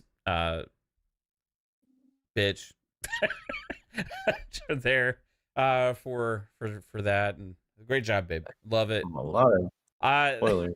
but yeah, it's kind of weird with the whole pipeline thing. You know, looking at ahead for 2024 and realizing like, yeah, it's really he just kind of fucked things up and he bailed. You know, when is he officially leaving? Is it January, December? Yeah, Jim. I think it was January. Yeah, wasn't it Actually, I thought it was. Or is he already? February or Is he already? Yeah, I thought it was February? early next year, like within the Okay. first 3 months, but it wasn't January. Okay, and Bobby's out at the end of this year, right? Like middle of January or something like that. So He's also buying Paramount for Xbox give him release. cookies. March, CS Smooth says, yeah, it's crazy the Jim Ryan era, man. Like, we're gonna see like what these next couple years look like, and if we were right about potentially a rocky road ahead for PlayStation, all those layoffs, all those fired. They people. had what 18 games as a service games 12. or so. 12. And it was supposed to be 10 to 12? 12, Yeah. and then Yeah. I thought they nixed or half of King them. Sage. Yeah, they nixed 6. Yeah, Nick 6. So interesting. and GT7, did that count as one? I don't think so. You don't think so? It doesn't fall in line with a typical games as a service, but it is somewhat of a service game because they do add updates, be it that they're smaller updates, but polyphony is slow when it comes to updating, so it is what it is. Yeah, you get like one big update a year, it seems like. And then Because I think it was already out. patches and GT7 stuff. was already out before they made the announcement of their movement to games as a service, right? So Yeah. Yeah, but that I mean- originally came from just like an interview, so they might have already been what they were talking about still. I don't know. Because they didn't like make an announcement to everybody, hey, everybody, we're going games as service now. We got 12 live service games coming at you. You know what I mean? Are you excited? Feel the excitement. You know, that's not really how it went down, right? So I think maybe that it could have counted as one of them. I don't know. It's interesting because I do think it's like they're only somewhat semi-successful games as a service game that they have right now. Helldivers 2, I think, counts as one that's coming out. does it though? early Because next I don't. year. I mean, we don't know if there's going to have like a big ongoing support for that. Like I think it has to. For Helldivers 2? I mean, it could just be like an expansion every now and then, but I don't know if it's going to be like a season pass or a battle pass and then skins and shit. Like, I mean, good point, but it was supposed to be one of those lumped into that games as a service, so maybe that one is maybe it their is, I don't know. experiment and figure instead of doing season passes, maybe they do roguelike mode. Yeah. Or skins or something. Maybe they So. consider if it has multiplayer functionality at all, it's a games as a service. Because they're so far removed from being able to do that. Like, what's the last multiplayer? Like, okay, so Destruction All Stars had multiplayer. That one is kind of you're playing bots. You're not. I mean, they playing real pushed people. Returnal pretty hard on that. Returnal co-op had thing. co-op. Ghost of Tsushima had a co-op mode after launch, but none of these things get played. But like, Returnal didn't even sell that well, and then less people played the co-op. Ghost of Tsushima, hardly anybody played the co-op mode in that, even though it was free. Tsushima had it. And then the Destruction All Stars, like, even though some people like it was a massive failure, you know. It's just weird if you look at the disparity between PlayStation and Xbox in that regard, right? Like, so many successful multiplayer games on Xbox. Yeah. PlayStation's best one right now is MLB, and that one's not even in their service; it's in Game Pass. So it's like. It's so weird, man. There's a lot of problems with PlayStation, in my opinion, but I feel like that's where Jim Ryan was like in the right, where a lot of people are like praising someone like, oh look, Naughty Dog, we're going away from multiplayer, like yay, like they're celebrating that, like, and to me it made sense for Jim Ryan to focus on multiplayer, to focus on games as a service, because not the way they did it though. Like, you got to go all in on it. Like, you can't like just turn Naughty Dog into a live service game studio without expanding them. You know what I mean? And like, well, it's a start. having some Yeah. multiplayer game, you know, like Right, but rather that's- than Yeah, I agree. That's my point, though. They should have stepped into it like that. 3-Bit Mhm. had some, not go and like turn factions into something that was going to take up all of Naughty Dog's time and like Yeah. and become something that they can't maintain or be able to finish. Right? I And, still don't like, understand how 400 people it That's takes to run a so- fucking live service game after it's already made. Like you can start transitioning those people off. Like But how no, hard that is it whole to thing leave a was so small bogus. section to make maps and skins? It It took makes you. no fucking sense. It didn't. I mean, if That Coalition's whole thing able was to do it a with the same great- amount of people, you know, It was a great PR move, in my opinion. Like Mhm. to say that, like the way they worded it was just like PR genius to me. Because at what point in development did you not know? Like, oh, sorry, we spent 3 years on this game. We just now found out that this is not sustainable, like for us as a studio. So we just put millions of dollars down the drain, and we're gonna just focus on single player for now. Like, at what point in development did it take for you to realize that after like 3 to 4 years? What probably could have known this at the last show he's shown concept art. Like, I bet you they knew something around that time that they're like, oh, we're not really gonna release this. But that besides all that, the way they phrased everything to make it so Sony fans are like, oh yeah, well, I do like single player games, and I guess their focus is on single player games now, and yeah, I'm with this. Like oh my gosh, like to me, the way they phrased the whole PR statement was just very interesting to me. It wasn't like, oh, we're sorry that all this time we've been telling you guys this game was going to come out, and we decided not to release it. It was none of that. It was just like, we need to put our focus on single player games, because they're pretty much admitting like we can't do multiplayer games. We're just going to stick to what we know. That's what you guys love us for. But yeah, like, but then somebody I don't came out and know. was like, "It was the funnest multiplayer game I've ever fucking played before in my life." Somebody said that. It's a former dev or something. They did this to themselves. Like, Yeah. factions did not need to be like. I was really looking forward to factions, so the whole thing really annoys me. Like, factions didn't need to be this game changer, amazing standalone experience. Like, people just wanted what was in the first Last of Us game, like, plus maybe some updates, maybe new characters. That's all. That's all they really wanted. They better put that version over of that, yeah. themselves.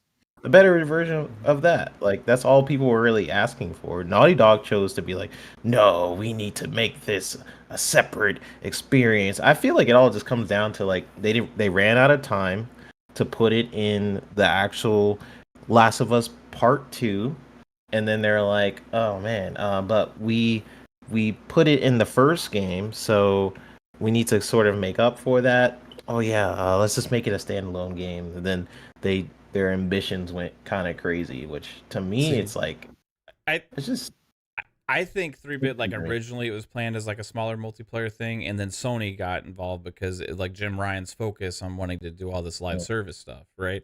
And he's like, no, we need to grow this and turn it into like a bigger live service thing, because that's what we need right now, right? And then he has Yeah. them do that, and so they spend But all it's this. so close. Like, why you spent millions and years on this? Like, why not just release it? Because Bungie said no. yeah, because I think Bungie is They like wanted to barely make gummy running it. bears, so they had to cancel factions. they realized the cost of and expensive, like how expensive it's going to be to keep it going, and they're with the lack, and they didn't think it was going to be as successful as they needed for what that was planned. So they're I- trying to say these PlayStation fans don't buy the multiplayer games.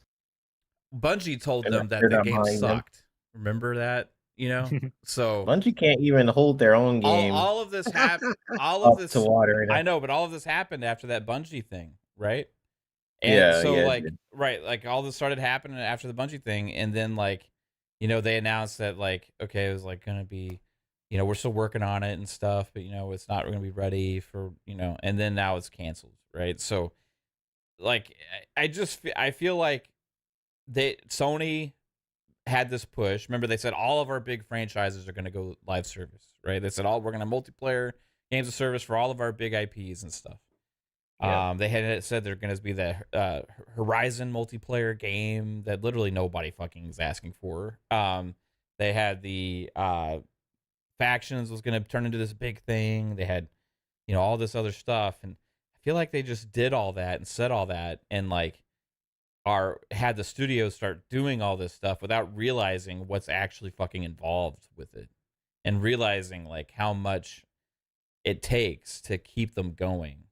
And like I get what you're saying, Jasper, like, but it seems to me like these games of service and stuff take a lot to keep going, then like, because all these live service game studios have huge teams that keep working on I can them. understand if you're a Fortnite and you're putting out an update every week, but if you're like something that's not like that, where you just maybe do like a seasonal update like every 3 months or so, like you don't have to fucking have 400 people make that bullshit. Like if you're adding just like one or two new maps and 400 skin and a couple skins, like I get you with that, but like Destiny, they're making like a story, like kind of story content too and stuff with it, right, as well. So it's like, I think like maybe, but that's also like a major expansion that takes like that's almost like a whole nother game. Yeah, for them. it's like a yearly 1 year, 1 a year, right? So I get what you're saying there, and I don't know what their plans were for factions. Maybe like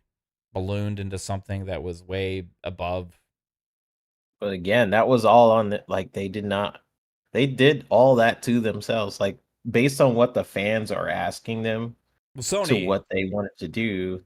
I mean, yeah, it was probably Sony, and Jim Ryan for his original games as a service plans, which again I do agree with. I think Sony needs it. They need games as service games. I mean, even at that point, then like just grow your fucking studio. Exactly, Jasper. Right.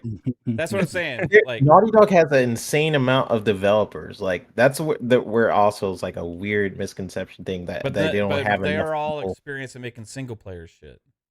So what you do is you make the factions game, and then you slowly transition those people back into single player content as you grow your studio to have people support your online game. So maybe that genius. Maybe that was all just a bullshit excuse, Jasper. Like maybe it was all marketing, like 3-Bit said, like the genius thing of marketing, and like just to put that narrative on it to get people talking about, oh, good, we get regular Naughty Dog, Yeah, honestly, it was really smart. Yeah. Question for you, 3-Bit. Like when games go into like development hell because of things like feature creep, do you think that's another factor where they kept on going back, not necessarily to the drawing board, but it's like, oh yeah, we want to add this. Oh yeah, we should add this. Oh yeah, we should add this, and they haven't even finished the core part of the game. Could that have been just another thing that kind of sabotaged them? Yeah, I mean, I do think feature creep is a part of every project, if I'm going to be honest. Like there's a part of it just comes from really passionate developers, right? Where developers, they're like, hey, I want to add this. This is cool. I know this. We only have a few weeks to do this part, but can I add this feature in? And that's how like really cool features end up in games. Is just like one passionate developer's like, hey, I got time. Can I add this thing in there? But I don't think that was the overall problem. I really think this has something to do with like Sony afraid to put out like multiplayer experiences, or it's something to do with higher up. I haven't figured it out yet. I feel like we'll find out more over time, but I don't think it was a thing where it was like feature creep or anything like that to the extent where they're gonna shut down everything. I just think maybe I don't know, maybe they're just afraid. You know what I think it is? I think it's when Jim Ryan left and they no longer have to cater to his rules of like games as a service games, which games are like you have to add multiplayer. Once he's basically like gone, they're like, we don't have to do this anymore. I mean, he's still he's still there, but he's kind of like not there at the same time. Like, I mean, he just made a fucking another acquisition or partnership for him. With a white T-shirt and barely like he came in there like, what do I have to sign? Like, I feel like he's there again. He's there, but I don't think he's like there. Like he doesn't I don't know. That's what I think, anyways. I think It's Jim like they Ryan told him leaving. to come into the office that day with the Yeah, come on, you got to sign this thing. Like he I gotta literally get on showed another up. fucking plane. I told you I don't want to fly anymore.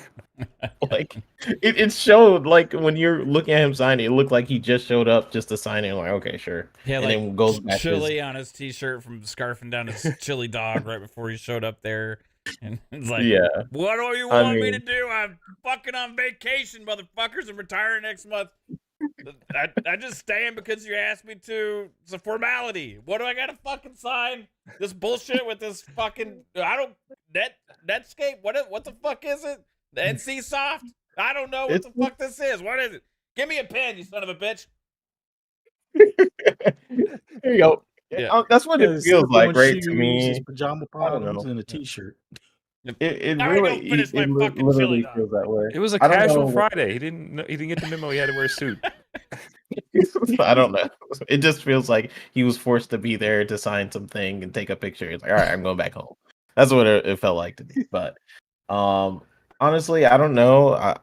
It screams like PR to me. Like the fact that you guys, these developers, because it's not like there's not any multiplayer developers working at Naughty Dog. Like there are multiplayer developers working there.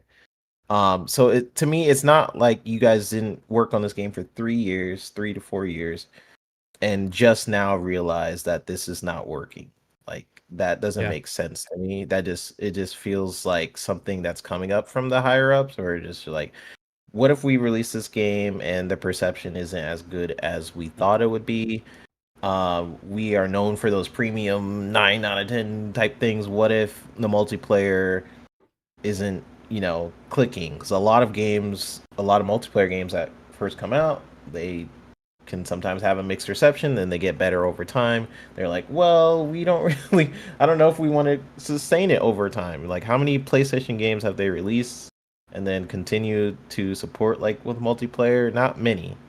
There's not many. So, like, I don't know. I feel like they just didn't want to really deal with that, which is so weird to me because he spent so much money on the game already. I'm just like, why don't you just finish it? If that was like Xbox, like we'd be like being like, you fucking wasted all this time with the developers and all this shit where we could have had another game. You know what I mean? I would have the same response like if Xbox did, like they're like, you spent 4 years and this game apparently all these developers are saying this game's amazing.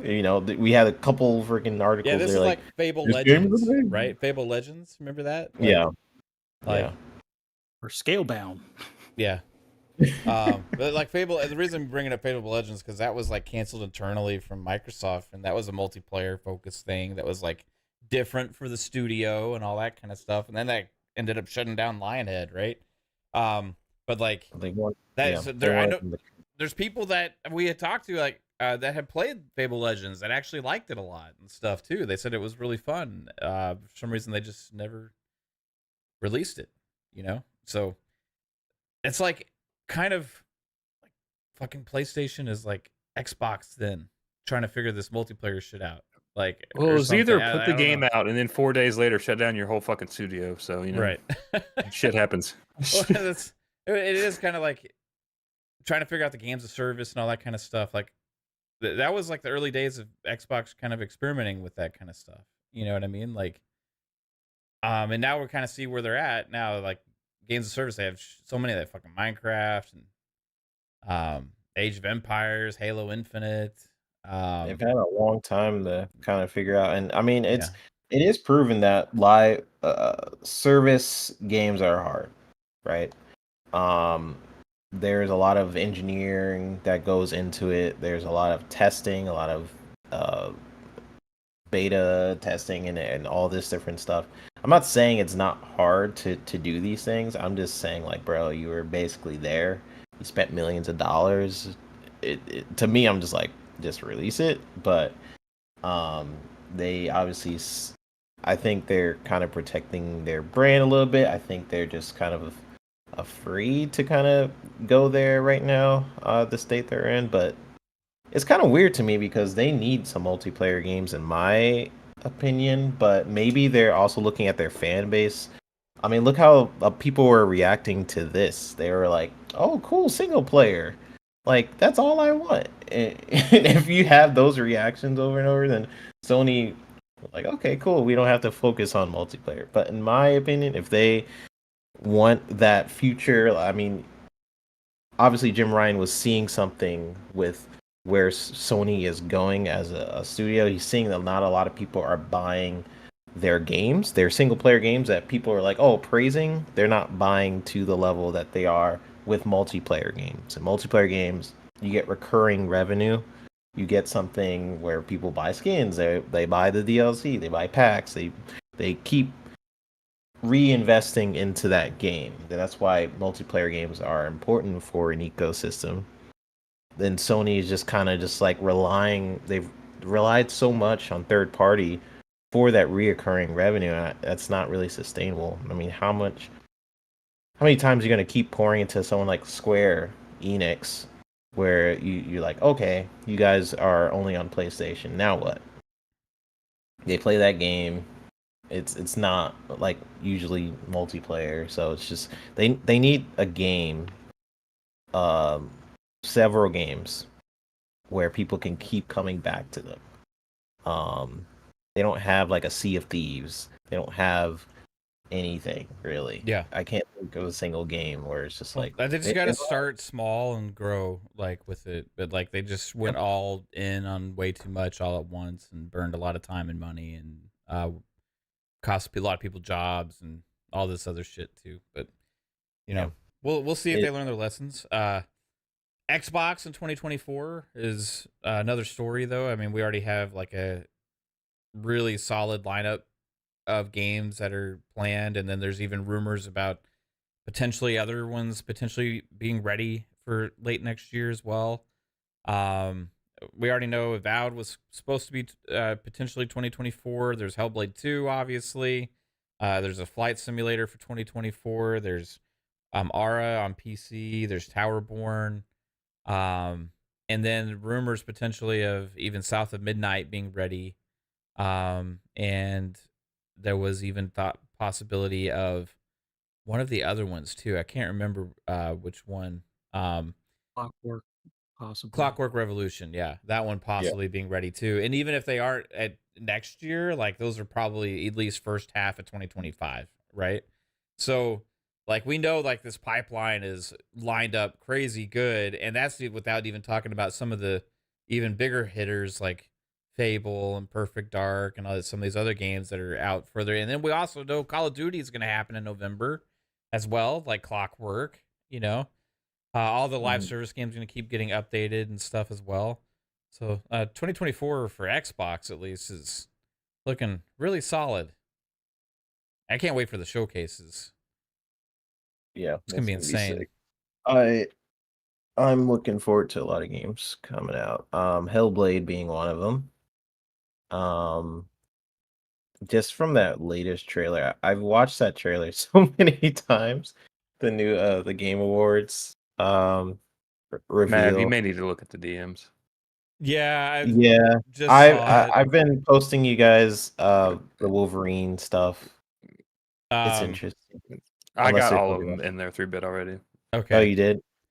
All right, so I don't know. This is probably from that same hacker, right? That I wouldn't show it. I'm just yeah, I'm not gonna show it. Like the same. I'm guessing the hacker group didn't get their money from Sony, and they are posting a lot. I'm seeing whole missions of the game. Yeah, the Wolverine shit is leaking like crazy right now, guys. It's very similar to Spider-Man. You think so? I think so. Some of it. Yeah. Oh, what did I say? What did I say? 2026. They have like a mission kind of like it. Well, okay, I'm not gonna spoil for the people who want to see it, but they have missions. Well, I was just saying that. Like, yeah. They got a game that Matt's been asking for 20 years. yeah. They even got okay. I'm not. We'll talk after the show, but yeah, it does suck for the people at Insomniac, like that the fact that a lot of their work is getting leaked this early in development. So like, you know, shout out to the team at Insomniac. Like obviously everybody in Insomniac, they're very talented. They manage to like pump stuff out like at a crazy pace. And it always sucks for work to get released without them intending it. So like shout out to that team. I know they're feeling it. I'm not it sure what sucks, happened but with the also hacker, like but this is the brighter side of hacks, that they're not targeting hospitals and fucking killing people. So by shutting down hospital equipment, like I mean, this is the brighter that's side of the pretty bad. ransomware attacks. That It is. It's pretty right, but you still like when you're still working on something. Like I would hate for some of the stuff I worked on at Fable to get leaked like right now, when knowing that they have a whole plan for how they plan on showing people their full vision rather than snippets that can be taken out of context or you know what I mean? It's just like it just sucks regardless. I mean, I still kind of want to see the leaks because I'm just I just like knowing about it, but it does suck whenever a game gets leaked early. And there's a lot of it. It's not just like I'm seeing whole missions. I'm seeing a lot. It's not just like a small like, oh, this is just someone's back. They are showing missions and all that. So dang. This game may be the closer. timeline. Yeah. I don't know. The one that's for 2030, that if that's the multiplayer one that I heard about a while ago, that one should have been or was supposedly before Spider-Man 3 originally. So I don't know if something happened and that got bumped or PlayStation security is trash, Fuzzy. yeah. Like, I mean, they've been they were hacked earlier this year for something else. But even Last of Us, like, yeah, 2, I remember had a huge leak. Obviously the big leak everyone talks about, where even my account got wrecked because of it. And then like this, like I feel like this is happening quite a bit over there. Yeah, their password is password. Yeah. 1, 2, 3, 4. I'm not gonna comment on anything I'm seeing. Like stuff's early in all development. Yeah, I mean it's like so early in development and stuff, and what we see is like going to be way different than anything we're seeing here. A lot of it is like without full a lot of it like context, as well. I know you're saying it's a mission, but if you look at the menu, it says playable since investigation or whatever. So it's just them testing out the mechanic. It's not necessarily a mission. It's just them making sure the mechanic works. I mean, he goes in the freaking apartment and stuff, and he's like following the trail. Like that's a mission. Well, which I mean, again, I don't want to spoil, but like which okay, we'll talk about it. Yeah, later. Like we can't talk. I don't want to spoil. Like we literally can't about anything that we're seeing. Yeah, we're not seeing anything. But what I'm saying, like, I think a lot of the stuff, like, if for people that do see things from the leak, will be like, it's so early on and stuff. You can't really get any basis on what the fucking game could have changed by now. Like you're talking about stuff that's probably at least a year old and like early in development, and like who knows exactly. Yeah, it was from 2021. That footage. Yeah, so who knows exactly? Oh, really? It's from 2021. Yeah, what's going on with that shit? But like, leaks, I personally like don't care, but at the same time, like, I don't really care too much about what I see from them either, because I know it's not going to be like what my experience is anyway. I like informational things, like, oh, cool, like this piece of information like came out, and I get surprised by that. Oh yeah, it's gonna be awesome. We're gonna get like a fucking new game or something. I like those kind of leaks. Seeing early footage of things, I could care fucking less, honestly. That doesn't tell me anything. It doesn't tell me a damn thing. I don't know, but yeah, I mean that's true. I mean, GTA 6 leaked so many different times, and I still feel like that's not 100% representative. It may be like indicative of certain features that might be in the game. So it's kind of fun to speculate from leaked stuff, but at the same time, like I'm sure when GTA 6 comes out, it won't look like gray boxes, and it's not going to look like that, obviously. And it's probably the same here with Wolverine. But looking at these leaks, it makes me. I do wonder. I don't think it will come out next year. I feel like it still needs some time, but they are definitely speeding up. I mean, just based on the roadmap leaks for him. Oh, up till 2030. What? I didn't see that one. That's why I was saying, Mav, you need to check the DMs. Oh shit! Yeah. Now, this is the kind of thing I like what? to see. What did I miss? Oh my god! Yeah, it shows some of the Whoa. things that are. Well, coming what out. did you Like, see, Mav?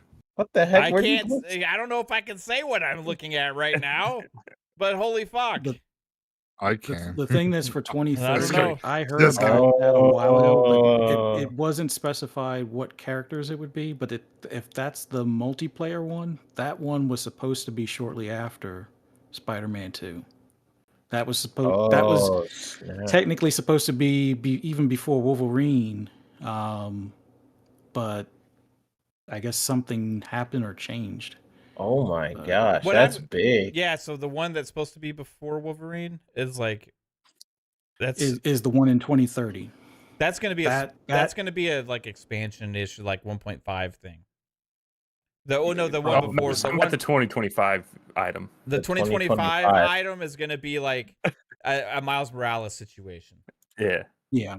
Okay. Yeah, exactly. Yeah. Then you have the interesting date that we already speculated on earlier for Wolverine, which we were pretty spot on with that shit. Then No, it's supposed to come out everything this year, else man. We can't say everything else beyond that. We can't talk about. Can we not say? I don't like- know. I don't fucking know. I I don't don't, think- have the answers. I here. think you I can wanna say talk at about least- it, but You I can can't probably fucking say talk it, about but you can't because show so it. many lawyers could be like, "Oh, shut all this shit down," and like fun speculation. We get fucked as a channel, and I don't want to have that happen. But my God, I want to talk about what I am fucking staring at in front of my face right now because holy fucking shit, am I excited about it? That's all I That's gotta why say. I told you to check the DMs Fuck! before they took it down. Yeah, the 2028 one, I think you can Snapshot. kind of say stuff about for the fact that it almost anybody that's familiar with Insomniac at this point, they would be able to figure out that that's got to be in the works at some point for the one that's in 2028. And the same could almost be said for the one in 2029. The 2030 was if it's what I think it is, being a multiplayer, that's the one that I was saying they have another one that they hadn't shown, and I thought that was going to be shown sometime last year, even, or talked about at least. But I Wow. didn't think it was going to be those group of characters, but I knew it was going to be a That's- multiplayer That's something big. because That of is somebody that's at Marvel or works with Marvel kind of spilled the beans on that one. Well, I guess at least Xbox has Blade. big. I know, like goodness, Oh shit, freaking man. crumbs at this point. Oh god. What the fuck? That is fucking massive. Oh man. But see, Wow. this is what happens when they don't talk about their roadmap. Like, can you imagine if Mav's just got the game he's been asking for. So Yep. Yeah. There you go, man. He's a But- PlayStation kid now. Well, you know what? Switch Maybe his hat. by that point it'll be playable on PC day and date. PS so then you can just 6. play it on your PC. yeah. Yeah, Yeah, you're that's right. really far away though, but that's I still don't- pretty I cool. don't care. Hopefully I'll be playing that year. I'll be playing Elder Scrolls 6 in that game. Probably add like a 2-year delay to that, so like 2032 or 3-year delay to it. It's 2033, so you'd be Yeah. like almost 50. Oh, and by that point it'll be the Apple Station. That's very far. Or Prime Station. Talk, just don't show. I don't know if I can say what it is, man, because like they go crazy over this kind of shit. I mean, but this is everywhere. Yeah, I I'm mean, sure- everybody's I'm gonna sure be. We can't show it, but we could talk about it. So let's talk about it. I'm sure you'll be fine, man. Oh, you're making the executive decision. Okay. I am, yeah. I mean, since Xbox got Blade, like maybe we can have like a Some- paranormal or monster team game eventually. Yeah. Yeah, Monster Hunter team game. like Monster. like who? Who would you pair up with Blade? You get Blade, you get Moon Knight. You do Defenders, you can do Daredevil. If you did, Daredevil, if you definitely. Blade, then you do like Daredevil or someone. But if you leave out Punisher, But if you do Punisher, do Coalition or something. But if you get Ghost Rider. with Blade, you have Ghost Rider, you Yeah. have Black Knight, you have Man Thing. nobody knows who the fucking like Man Thing and Black Knight are. Like, Well, no one knew what no one liked Guardians of the yeah, but Galaxy. people know who the X-Men are, motherfucker. X-Men is freaking huge. Like, oh man, I said it. Fuck, I can't. yeah, I mean, the chat's talking about it too. So Yeah. Oh man, I don't know. Yeah, yeah, it'd be awesome. I want that too. Man, like, holy shit. 1.7 terabyte leak. Wow. dang, So Jesus. they had the goods. They put it out there, man. they did warn them. That's crazy. I didn't think they were real though, because I remember there was some other thing where the hackers like, we're gonna release your stuff, Sony, and I don't think they ever did it. I forgot which game that was. Ratchet and Clank stuff's Okay, coming out. so let's just. Yeah, who the fuck cares about that one? All right, so Yeah, everyone's skipping over. Like, anyways, Ratchet and Clank. I guess. So can we all agree that Insomniac is still carrying Sony? Oh yeah, Now we Oh, could definitely yeah, yes. yeah. They didn't put them Yeah. on live service. That's fucking shit. No, I honestly think that one for 2030 was supposed to be a live service. Do you? Okay, well, hey, Yeah. if it Oh. is, I'm down for that one too. Like, you know what? Fine, go ahead. I would love to play that one with you guys. Who's? I call Gambit. I call Give Gambit. me Also, hold up. We're Hmm. missing part of that roadmap. Look at the What? bottom right, in between 2031 and 2032. It just says new IP. We're missing a whole fucking game there. oh yeah, Yeah. new IP. But the thing I'm kind of wondering, Dang. But I'm that one game is surprised there coming. isn't a Sunset Overdrive revisited or remastered, since they do have the rights back. Sony's like, nah, you guys are a Marvel Yeah, studio I now. mean, fuck, they're like all in on Marvel. Yeah, You're pretty just much. picking Also, this is Marvel. a 10-year roadmap, so much shit can change. Like, Yeah. I mean, but they got the rights to it, so it's just like, Do you I wouldn't think put they're it gonna on a be roadmap. exclusive? yeah, obviously. Absolutely. Do you think? I mean, do you think I it should don't be? think- Do you think it should be allowed? I mean, it's like, do you think that Marvel would let them make all those games exclusive? Who do I sound like right now? No. Every freaking All fucking stupid ponies on Twitter right now. I mean, like, but how could Sony let them make those games exclusive to the PlayStation fans? What about the Xbox fans? What about them? I mean, Yeah, what they about got Blade, and you know they're gonna make that exclusive. That's gonna be the thing now. That's literally, yeah, I know. But they got Blade, and we already know that they're probably gonna make that exclusive, so we can Yeah, have they all can't these as afford. exclusives. I mean, They we can't can, afford to put that on just one console. yeah, we can have 8 Marvel games exclusive, and they can have one. That's fair, right? That's Just give them fair. a crumb. I mean, What IP do we have in the back, man? I mean, We- who's really counting anyway? Blade. You know what I mean here, fellers? One for you. You One, got the two. whole X-Men versus you got Blade. There you go. Here's one. Get your Eight for Blade. me, 1 for you. Is that fair? That sounds fair to me. How about that? Let's make a deal. Okay. I do wonder. This does make me wonder what if Xbox is even working on even more stuff with Marvel, which I'm sure they are. But God, I don't care. I'm not sure anymore. on Marvel, Uh, but I'm pretty sure I they mean, at are this on point- other Disney IPs. Oh man. at this point, I mean, this is the main ones that people were kind of wondering about. Like Mav were kind of wondering about, and I was wondering about who's gonna do the X-Men. I mean, who else does Xbox get at this point? Like, you got Fantastic Four that's about left. Who else is a big team that's Avengers, but that didn't go very well. X-Force. Yeah, I so honestly think Sony gets X-Men, and if Xbox gets X-Force, that's gonna go over really fucking well. Get the DLC. No, I think we wind up getting Star Wars stuff. Star Wars Stuff outside of like Marvel more like. Yeah. I mean, you could go like. I think Fantastic Four would be big. Like, I think like a Hulk game could be big. You know.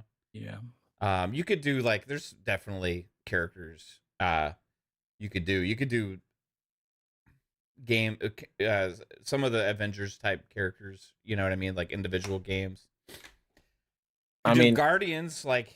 Square isn't doing shit with that now. You know what I mean? Do a deal with Embracer Group and get publish a Guardians of the Galaxy 2 Xbox. That'd be amazing.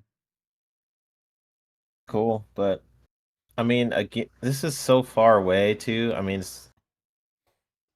Disney could just be like, no, we're done. We want to make our own X-Men thing. You're not giving it to you. I'm wondering if like Disney is pissed by this leak too, because like, you know, it just seems like as well like if they got the making the game and whatever this case is with X-Men, but down the road, what stops them from pulling what they did to EA, allowing other studios to make? Well, they don't have a contract right now for any like 10-year deal. Anyone can make a Marvel game. They just got to go to Disney.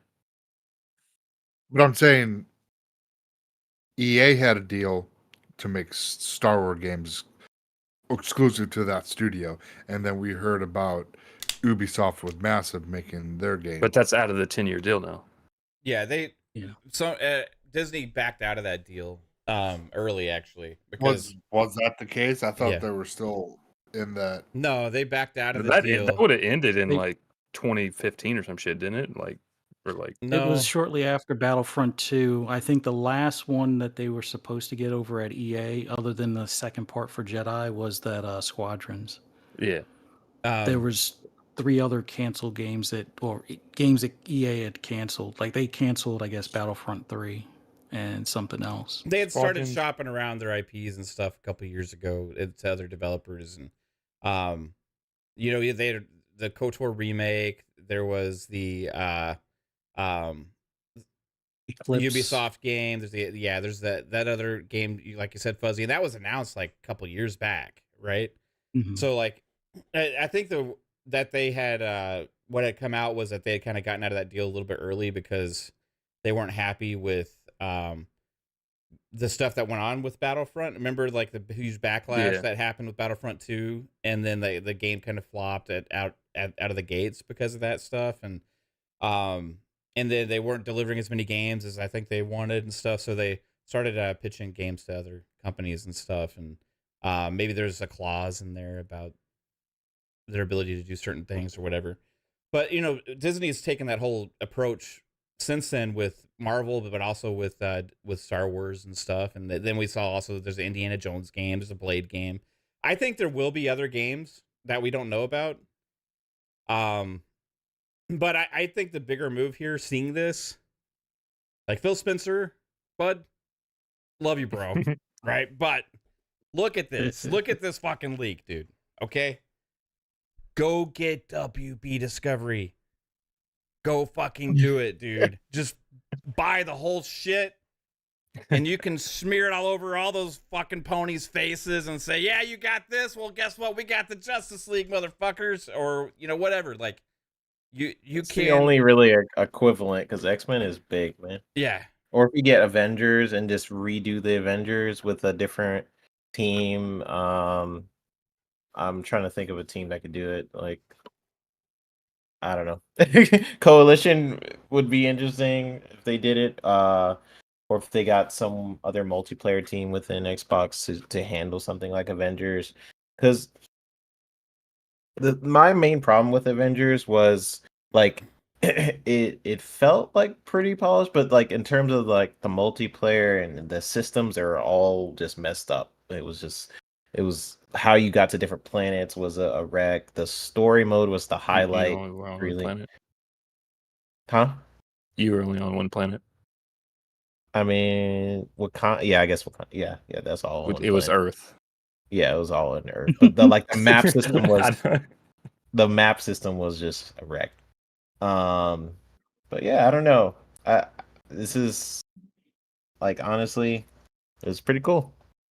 It's pretty cool. It's very far away, but Insomniac, they're freaking wizards to be able to just pump out that many games from now until then. Like, not even talking about like Venom, and I mean, yeah, I mean that's pretty much like Spider-Man 2 with the Venom, but still pretty cool. See, now I want this type of leak for Polyphony Digital. See what what's in the works for GT.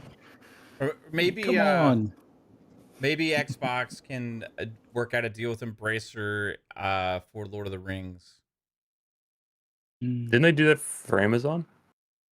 Yes, but who knows how long that deal's gonna last, right? Like they did for the show for Amazon, but that's right. It was just a show. Yeah, we don't know about any games in development for or maybe there's like a couple like little random ones and stuff like that they license out to, and there's a lot of pre-existing deals from before the Lord of the Rings was sold to Embracer. But that's pretty damn big IP. You know what I mean? But if you get WB Discovery, you get that Wonder Woman game that has a Nemesis, the Nemesis system in it that they're doing a single player action adventure game as well. You would get so many different things, and like WB Discovery obviously isn't going to make those games exclusive like on their own. You know what I mean? Because they're like, especially right now. I mean, they're fucking. Unless they're so desperate that they would take the cash for it, but they're like, W Discovery isn't in a great way right now. I don't think, you know, but despite what they say to their investors and all that kind of stuff and their financial meetings, they're not going to tell them, "Hey, we're doing shit, guys." You know what I mean? They're like going to try and sell them on the future of the company, but like they're literally putting their shit on for free on Tubi right now.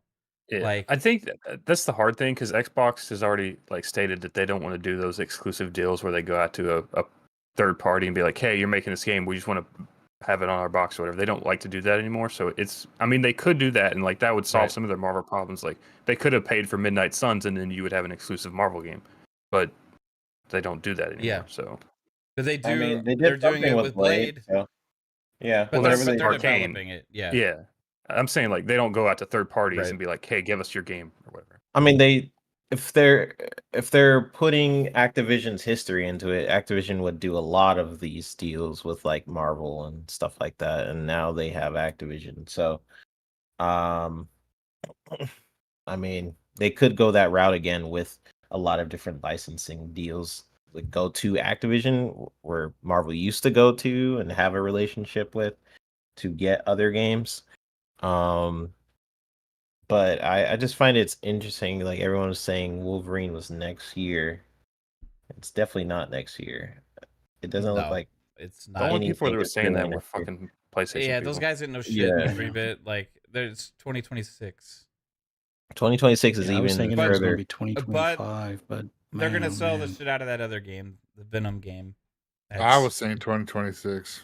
Oh my gosh, that Venom game is going to be. Oh my gosh, they already have like Venom and Spider-Man 2. It's probably it's just going to be that, their expansion, like world. Miles Morales. It's an expansion, kind of like thing. goodness gracious. But the thing with the whole Venom expansion is that it depends on how well they do it and how well they have that character, how well done it's made. Because if they got a story, but if they don't execute if they're going back on how maybe I don't know if they're going like they're going the Spider-Man 2 route, probably. Or I would assume it's something that takes place after Spider-Man 2. Yeah, I haven't played it, so I haven't either, but I just know that Venom's in it. So yes, basically what they're probably doing is don't spoil Spider-Man 2 for people. I mean, it's still. Okay, well, shoot. Well, I can't talk about it. So you guys need to go play it. But yeah, they're going the route that they did in the Gonna buy game. it for me? No. Yeah. You can play Spider-Man. But So like the same. Focus Active in the chat said WB is trading at 12 from a high of 41. Market cap is 29 billion. Debt is down. They are ripe on the vine. Yeah, the thing going on with them is like, I find them very interesting right now because they're selling to investors about like their plan on, you know, paying down their debt to be able to be in a position of strength to be able to acquire another struggling service in the future. Somebody else that's going to be fledgling as well, like a Paramount or something like that, right? And the thing is that what seems to be their method of paying down their debt by acquiring cash is doing these deals with Netflix and Tubi and these other companies where they're taking probably large amounts of money to put all of their content on other services. Well, the issue that has is if you look like long term, that potentially like Max has already been losing more subs than any other big streaming service, right? And then okay, now you take all your good shit and you put it everywhere else, especially one that's even free. Why do people need to pay for Max anymore? You're just telling people to cancel their subscription service and go watch shit on Tubi for free or on Netflix, which they probably already have, right? Did they haven't put the new stuff on Netflix, have they? They haven't put like the Batman's on there. Oh, you is got it? Suicide Squad. Yeah, you got all that Because shit on Netflix. I know all the too. Tubi shit's like the old stuff, so it's like no, the new whatever. stuff's on Tubi also. I thought the Batman and all that stuff. No, that's the Tim Burton Batman's. Oh, okay, right. So you have anyway. So on Netflix, you have the Batman, you have Suicide Squad, you have all that stuff on Netflix, right? Oh, so okay. they're taking like a bunch of money and getting rid of all of their high-end content exclusivity, right? So you're just basically telling people that they don't need a subscription to your platform anymore. They also just canceled another successful show that Netflix is picking up. I think it's called Warrior. There's a bunch of stuff going on. They kept canceling projects, all these other things. So yeah, they're paying down debt by also lowering their cost, right? They're taking deals from other companies to pay that shit down, but they're also completely sabotaging their entire platform in doing so. So in the long run, they have no like potential like super great content that's going to be exclusive to there if they keep making these deals and putting them in other places. So why do people need a Max subscription? It's also one of the most expensive subscription services you can get. So like out of all these things, no wonder they're fucking bleeding subscribers more than anybody else. The only successful things that they've really had recently have been the video games, right? The other thing with those is those all started at development, were development for a long time before WB Discovery existed on their own as their own entity. So they got to reap more of the benefits of the profit they didn't pay for that the they dev got. costs. Yeah, and now they have all these games that they're having to fund. You know, they just had the delay for Suicide Squad. They had Wonder Woman still, like, we don't know when that's coming out. Like, you had the other Mortal Kombat came out, which did good, but it also was below expectations. Hogwarts is like their winner right now.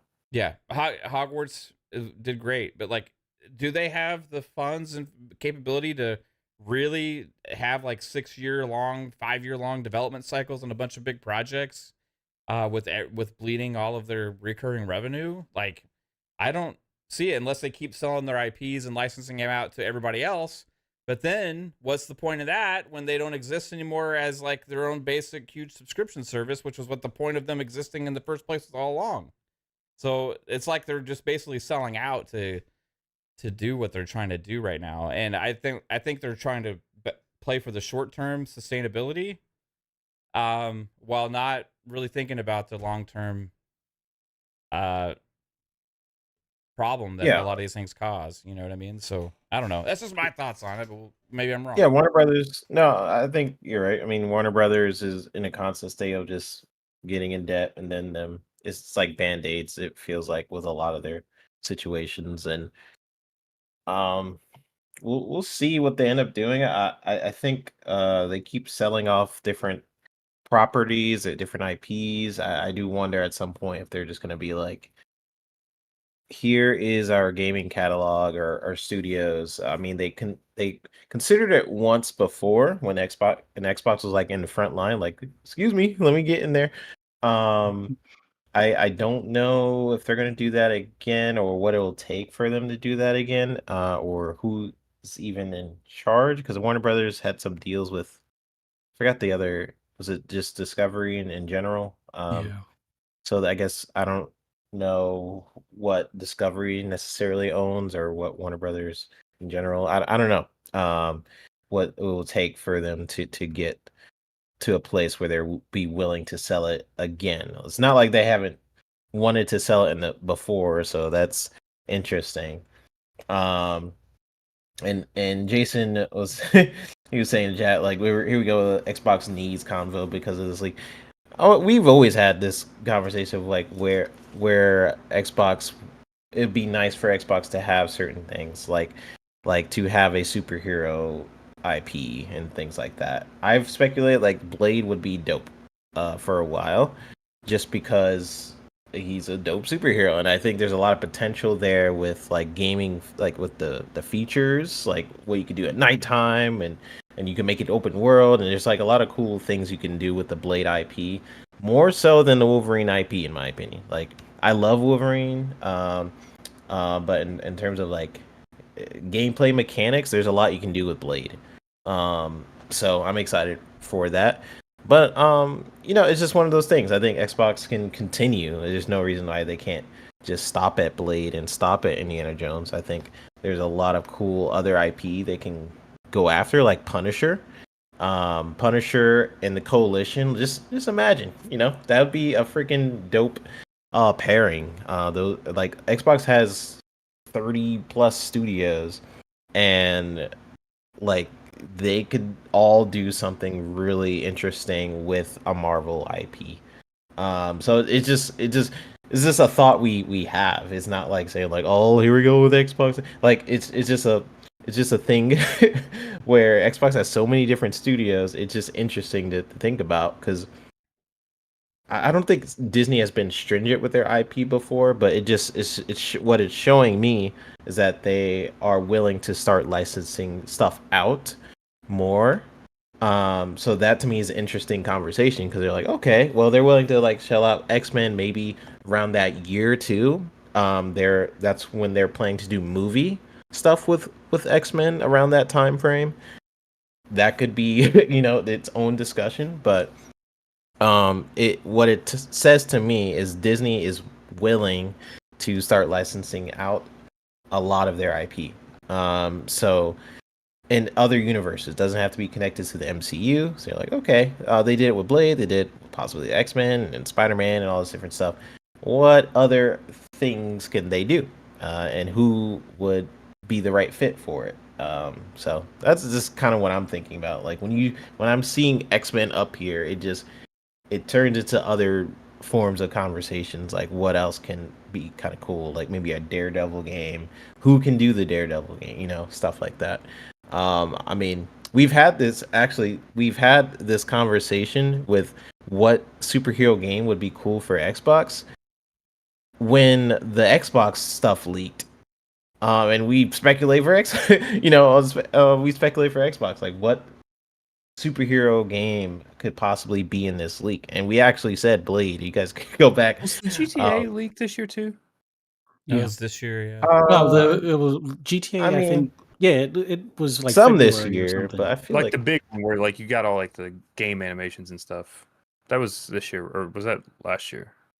I think it was this year. Yeah, I was just thinking like this year we've had the biggest fucking leaks ever. We've had the whole fucking Xbox leak. We had the GTA leak. We had this leak. Like this is just a fucking big Hackers year. Are on their game. Yeah, we'll see though.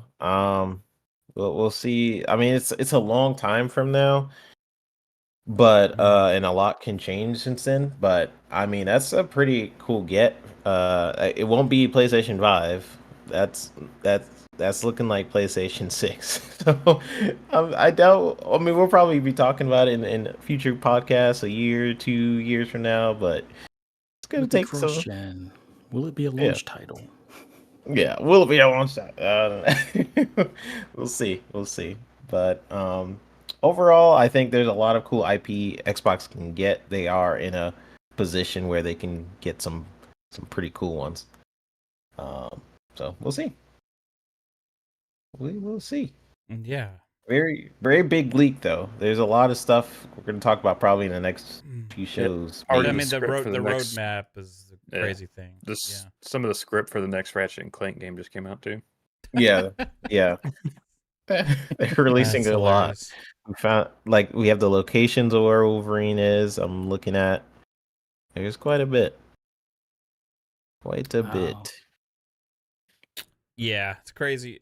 I mean, like I said, I'm more interested in like the future of Insomniac and everything like planned out. Like there's even a flow chart kind of like the resources of the studio and like what projects are going to be working on at different times and stuff. Like, and that's like interesting seeing this whole thing, you know, like together, like planned out for the next 7 years. Like, it kind of reminds me of the Xbox leaks where we kind of saw some of the roadmap stuff. Like, obviously, some of this stuff could have changed or whatever, but I'm assuming it will change too. I mean, yeah, but like 10 years in the future, these games, at least the names of these games, like these games are deals that have been done, right? Like, they have to be because they're licensed. You know what I mean? They're like, yeah. So like, it's going to be interesting to see the future 7 years. I mean, Insomniac's and fucking another level, man. Like, it's gonna be crazy, but we'll see. I don't know. Maybe they won't all hit either. Like, they got to deliver still, right? Maybe bite off more than you can chew sometimes. Because these are pretty much gonna have like a Spider-Man team, an X-Men team, the Wolverine team is gonna. So they're gonna do like Spider-Man 1, 2, and 3, like they already have them 1 and 2, right? But it's gonna be Venom's gonna fill in the gap. And there's just like the Wolverine and then the X-Men team, right?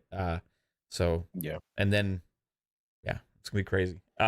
Anyway, so a Game Shark hit us early with a $5 super chat. I kept meaning to get to it, but this whole thing like happened. So looking forward to the last of the Knights of the Old Republic remastered at the Secret Showcase. Yeah. Man, if they had, I want a secret fucking showcase now. I do. It's not so secret anymore. I actually want a secret showcase. I want to see this shit. PS5. I want them to announce the PS5 Pro next year and announce some of these fucking games. Or show us some actual up-to-date footage from some of these things. But we'll see. Alvin, member for 18 months. As long as Mav gets to play Gambit, that's a good thing. Fuck yes, dude. That's 100% what I was already thinking. I was like, man, Gambit better be in X-Men. I will flip out if it's not. If he's not. He's gonna be in there. Yeah, he's got to be in there, bro. That'll be Gambit all the way. Member for 15 months, Chris Jones says, according to King David, there is no PS6. Well, people are gonna be playing the X-Men on something. Who knows exactly what it'll be. Game Pass on PlayStation. I'm just kidding. Oh, there's even a leak for the release date of GTA 6. Wow.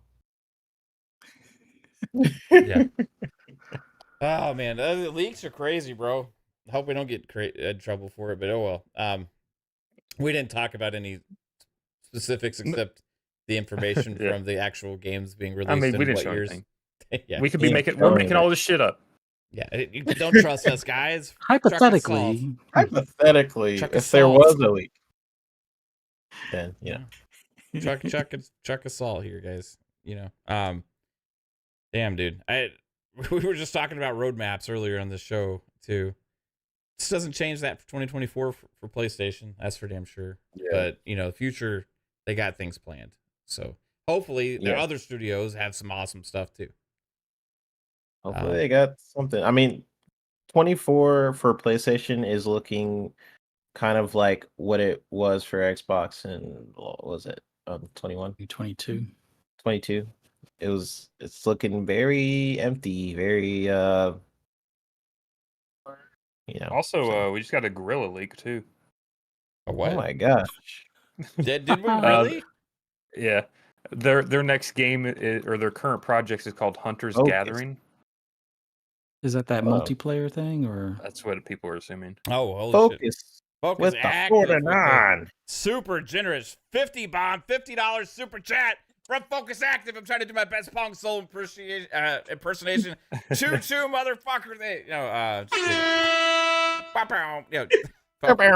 Focus Active. Thank you so much for the $50 super chat. It says, buy the speculators a drink on me. Fuck yeah, I'm gonna buy them a drink on you. Let's go. What do y'all want? Hot chocolate. I'll get you a bottle of water. How about that? I'll do it. Hot chocolate. You want some wassail? You want to come down here and have some wassail with me 3 minutes? I'll do it. You know what wassail is? Have you ever had wassail before? I don't know, but it sounds good to me. I don't know what is that. You Southern motherfuckers in the chat know what wassail is. I know that for sure. You ever had wassail there, Jasper? I don't know what the fuck you're talking about. Wassail. A wassail? Wassail. How you spell it? It's around Christmas time. You have wassail. What's a wassail? It's like food. It's like. Is it eggnog? No, it's not eggnog. It's eggnog. Is it decorations? Is it food? I don't know what the fuck it is. It's a drink. It's a drink. Is it like Nestle? Wassail. Like Was it whiskey and something? No. But I'm going to find the definition of wassail so I can tell you guys what wassail is. Something that's popular around Christmas time. Wassail drink. Are you sure it's called a wassail? Wassail. Mint julep? I've never heard the of tradition. Okay, here we go. The traditional English drink is the perfect combination of fruit and spice. Wassail mixes up in a snap as a perfect holiday crowd pleaser. Food is always the highlight of the holidays, but what about the drinks? Christmas punch, pomegranate lemonade, and cranberry apple crush are the best recipes to accompany your dinner with. They're so refreshing and delicious. Wow. If you're looking for a holiday drink recipe that is perfectly sweet and warms your soul, this is it. I love wassail. It's like the love child of punch and mulled cider. It seems like there's too many flavors going on there. No, man. It starts with an apple cider base, and then I add in orange and pineapple juice for that perfect fruity zest. Pair these flavors with nutmeg, anise, and cinnamon, and you have a winning drink. It's so good. Be sure to make a lot of this because your guests will be coming back for more and more. Basically, it's like fucking Is this hard cider or is it's like no, it's just non-alcoholic. It's okay. It's basically like it's hot cinnamon. I'll try it. I'll try anything. Apple cinnamon hot drink.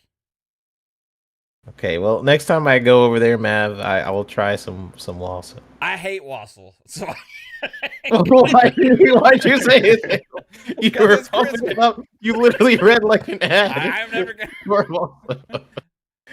gonna fucking make my sister loves wassail, but I have a lot of family that loves wassail. I ain't touching that shit. I hate that shit. I ain't drinking wassail. I have my sweet tea. Why are we talking about wassail? Because it's Christmas time. People drink wassail for Christmas. Oh man, well, it just sounds like a bunch of leftover like drinks mixed together. It's like fucking potpourri. It's like you're trying to drink hot potpourri. It's horrible. It's absolutely horrible. I can't believe anybody likes it. It's just like I feel like they're just doing too much potpourri there. I just feel like they added some flavors. Let's call it what we got? We got a wall and so wassail. Y'all want me to with the Focus's generous super chat? You want me to get y'all some wassail?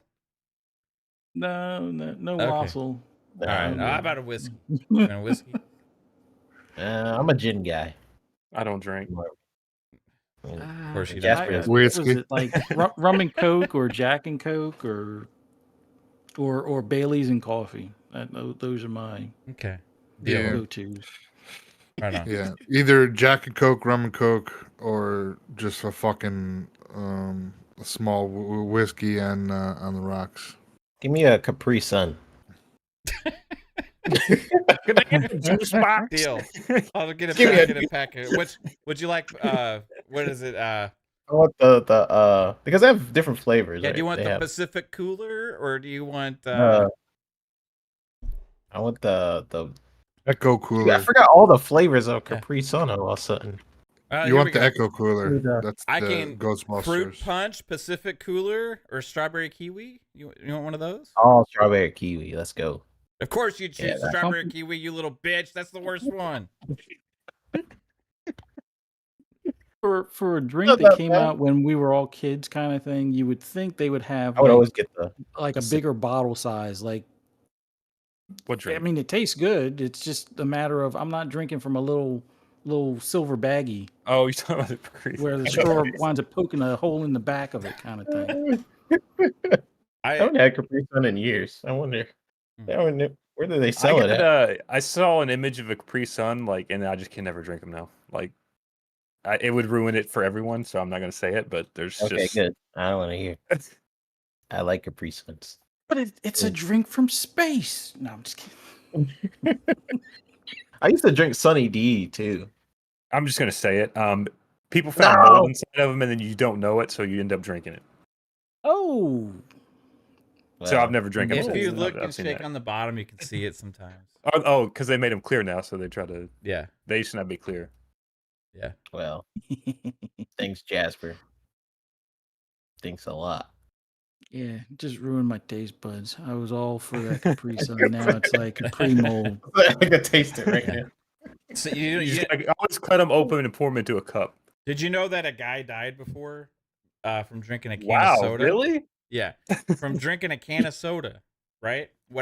How he died was in the warehouse or wherever, the manufacturing place, a rat had pissed on the lid, Oh yeah. and Oh. I guess it like poisoned him or something, and he died later. So like, Wow. if I ever drink out of a can, when I get it, I'm like, wash it under the fucking faucet and like rub it with my fingers and shit. Like, Mm-hmm. Dang, that's crazy. Yeah, if you Yeah, have like I'm a white paranoid. shirt on and you like rub the rim of the Coke or whatever, it's like it comes off gray and black wherever you get the metal.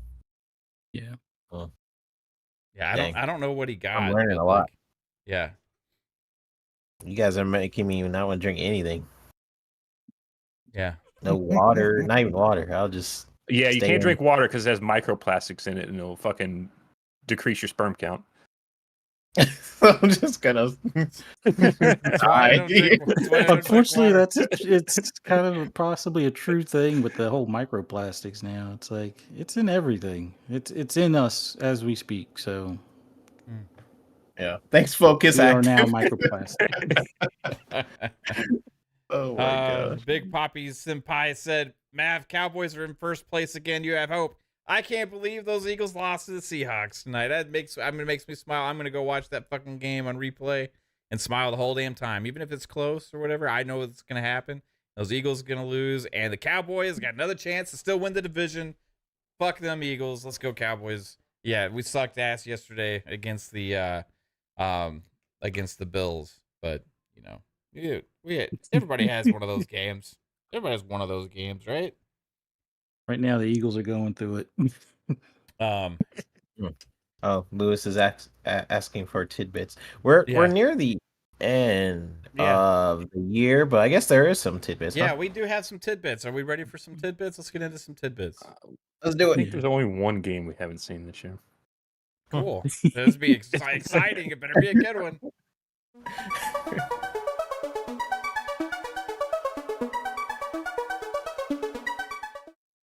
All right, everybody, this is Tidbits, the segment where we look ahead at the amazing, exciting, super great games coming out for the week. And oh boy, do we have some fantastic games in store for you this week, because this is maybe the best week we've had all year. We're gonna see some fire stuff. We got a whole lot of releases, a ton of them. So 3 of them. a whole lot. 3 is a lot. We got a whole lot of 3 games, and you're gonna be excited to see these whoppers. Let me tell you what. 3 bits. All right, we are good You to ready? go, Jasper. Here's Terra Nil. We've done this about 4 times. Oh yeah, Terra Nil coming to the Switch, Monday for $19.99. Normal retail is $24.99. It's on sale at the Nintendo store.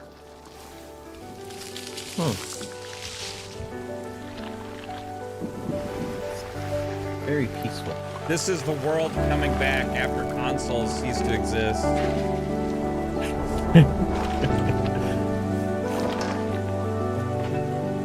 Terra nil, huh? Michi Poo said he played it on Netflix? Is this one of those Netflix games? Cool. You liked it, Michi Poo? Terra? No. Terra nil looks amazing. I need to go get it.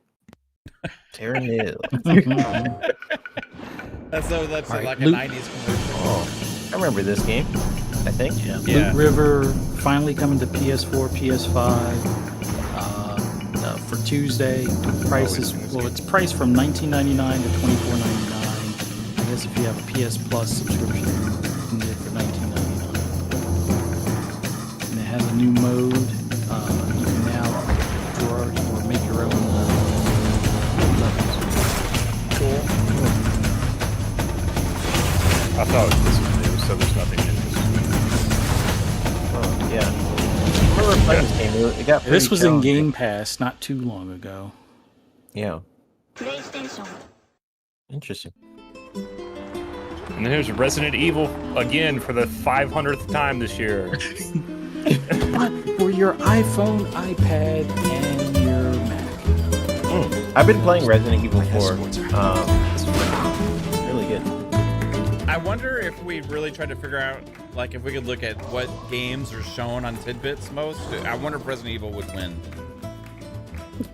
I think it definitely was shown a lot this year because you finally have it for Apple, you had it for the regular VR platforms, you had it for VR. Yeah, but we also and had then they the had Village, expansions. Village stuff too this year, right? And there was like 2, I think, DLC expansions or something like that for 4 this year as well. And then Switch always got stuff late. Yeah. Wow, they are really cross-platforming this game. It's pretty cool. Play it on your phone, to your TV, to your iPad. I haven't seen that done. Capcom knows what's Very up, man. That's it for Tidbits. Wow, what a fucking week. Wow, best tidbits ever. Yeah, it's the end of the year, guys. So, I mean, most of the games already came out. Yeah, we're getting to that time. You know, lots of great deals out there for games. That's for damn sure. We just bought Alan Wake last night. It was 20% off on the Xbox store. So Avatar's Avatar's also already on sale. Yeah. 40% off 12 days after it came out. It's really 40% off? Fuck. 12. Ubisoft. You're kidding me. Nope. It's in the discount I bin. saw. I a think it week was or two Paul later. Tassi tweeted that out today. On where? At like on the actual, like on the digital stores, or like at the physical? I didn't look to see where it was, but he just said it was 40% off Amazon. for 12 days. I got that Immortals game, and We bought it for 98% off. yeah, I got that game really cheap. It was like $7 or something. It almost wasn't worth it. I'm not gonna lie. That game is really, really bad so far. I'm hoping it gets better. Like performance-wise, or just the game's bad? Just the game is bad. Mm. Like, it's bad. You guys didn't warn me it was bad. You thought it was Yeah, actually just like how you didn't warn us about the movies you told us to watch. Good point, Psycho. But you enjoyed it. You watched the whole Exactly. thing. Good point. Good You point. watched that movie more than the movie that it was supposed to be okay and decent. That means you were interested to at least watch the whole thing to the credits roll. So that means you like something about Because it. it was my homework for that week. But Yeah. you guys did the other one. I did That my other homework. one. You guys, Watch I'm and just saying. discuss. I'm just saying. You don't go to a fucking book club and be like, "Oh, I didn't read the book because I thought it was shit after the first chapter." You got to read the fucking book because you signed up for the. Yeah, and you didn't do your homework, 3-bit. You were supposed to have watched those Well, other I did. movies we had recommended. I while we did. watched. I did. But then we never talked about it. What did you watch? The movie with the touching and Wow, the The movie. movie with the what's it touching? called? I think Yeah, you watched a You different movie. got the wrong I forgot what list, it's bro. called. Like No, that was Psycho's other list. He said that's the wrong DM group, bro. No, Like, the Bobo movie Hotep. he For the adult recommended with section. the touch, like if you let that person touch you after you had like sex the first time, or You're not What making what was it sense. called? What? It was that horror movie Oh. where like what was not- it You said called? horror movie? the The horror movie. the horror was- movie about the touching, you know, where you After the you sex. have sex. You know what I'm talking about? It Oh, we follows. don't. I know what you're talking about. It Oh. follows. Oh yes, dude. Yeah. There you go. It's a movie about a presence that follows you around, and the way to pass on who that presence is chasing is to have sex with somebody, and then the Yeah. presence will chase somebody else, like until they kill them, and then it'll go to Yeah. the previous Basically, person. follow the as an previous person. STD killer. Yeah, basically, Well, it's like a basically. ghost STD in a way. Yeah. But So I like, watched but that. the good thing about this one is like if you pass it on, it leaves you. So it's like magical You're- herpes. Yeah, Magical basically. So you could pass it to someone else, and then yeah. So I watched that, and It's then the whatever gift that keeps on another one. giving. Is that what you're trying to say? So I did my homework. That was one of the movies. What was the other one? I can't remember that Hopatep. one. Hopatep. No, that was It that was, was that Psycho just made that shit up off the top of his head one day. What? I can't remember. Bubba Bubba Hotep? Yeah, you said we were supposed to watch. Bubba that- Hotep is not made up. It's a No, real fucking I know, movie. But we were like, what movie were we supposed to watch? And you kept saying Bubba Hotep. And we're like, what the fuck Oh, are yeah. you talking about, Yeah, bro? yeah, yeah. Like, what the 'Cause I hell? just put it out there. I was like, Bubba Hotep. No, Go but watch like you had acted like you said that's what you said you had watched it because like you thought that's what we're supposed to watch, and none of us had ever even fucking heard of that movie before. Like, Oh, yeah. it came out of nowhere. We'd never even fucking heard of it. Such a random. What movie was it? That I we can't were. remember the other one, but I remember It Follows. I watched that one, and I it was don't some know if other I should movie. say it because we never watched it, and we promised the audience like 4 weeks. Oh, in a row that we were gonna Hereditary? watch it. Yeah. Oh yeah. It was That's right. Hereditary. I watched that one too. I No, but rewatched that it. was your recommendation though. I thought Yeah, there but that was the other one. yeah, but I right? thought there was a second homework one for you besides It Follows. If it was, I can't remember what it was. Yeah, it was Bubba I think Hotep. That's not What's what that Bubba Bubba Hotep. Hotep, bro? That's what Duke took us as Baba what? That's what we were saying on the show. We were like, what the fuck is he talking about? Bubba Bubba what? what? We didn't even know what he was saying. Bubba Hotep. It's a Some movie old with horror It's a movie. movie with Bruce Campbell. yeah. He's Elvis. Yeah. I mean, we Go watch it. could. That's all I gotta say. Bruce Campbell's Elvis. French kiss. we can watch it, I guess. All right. Anyway, holy shit. I still can't believe X-Men's coming out in 2030. I mean, yeah. But PS6. 2030. It's gonna be a long fucking wait, man, because I don't like. Dude, it's gonna be another fucking 8. It'll be 9-10 years many years before is that that? comes out. That's I've been posting leaks in the DMs the whole show, so just whenever the show's over, just you can go through them. Yeah. yeah. Oh, have you? Yeah. Oh wow. Yeah. Oh my gosh, yeah. There's some more stuff. DMs and stuff. Why are they making Yeah. Oh, 2 girls in a cup? What? like it's like That was the other movie that you'd sent to 3-bit. which I did not click on. Yeah, go watch 2 girls in a cup. Don't do that. I don't know what he's talking No. about. Don't do that. Chat knows what a classic. See, Talos knows. Classic. I think every person from like Yeah. middle school knew what that was. Like, Yeah, couldn't avoid it. What is this other DM Lewis- stuff y'all are talking Lewis about? says, What? "Will there be a fun pop tomorrow?" well, Yeah. just the budgets came out. The Gorilla Okay. thing, the Spider-Man online game. There's no budget for X-Men? Oh, it's gonna be no budget. Too for it. far away Yeah. Interesting that Wolverine has a lower budget than Spider-Man. and also like they're expecting less sales from it.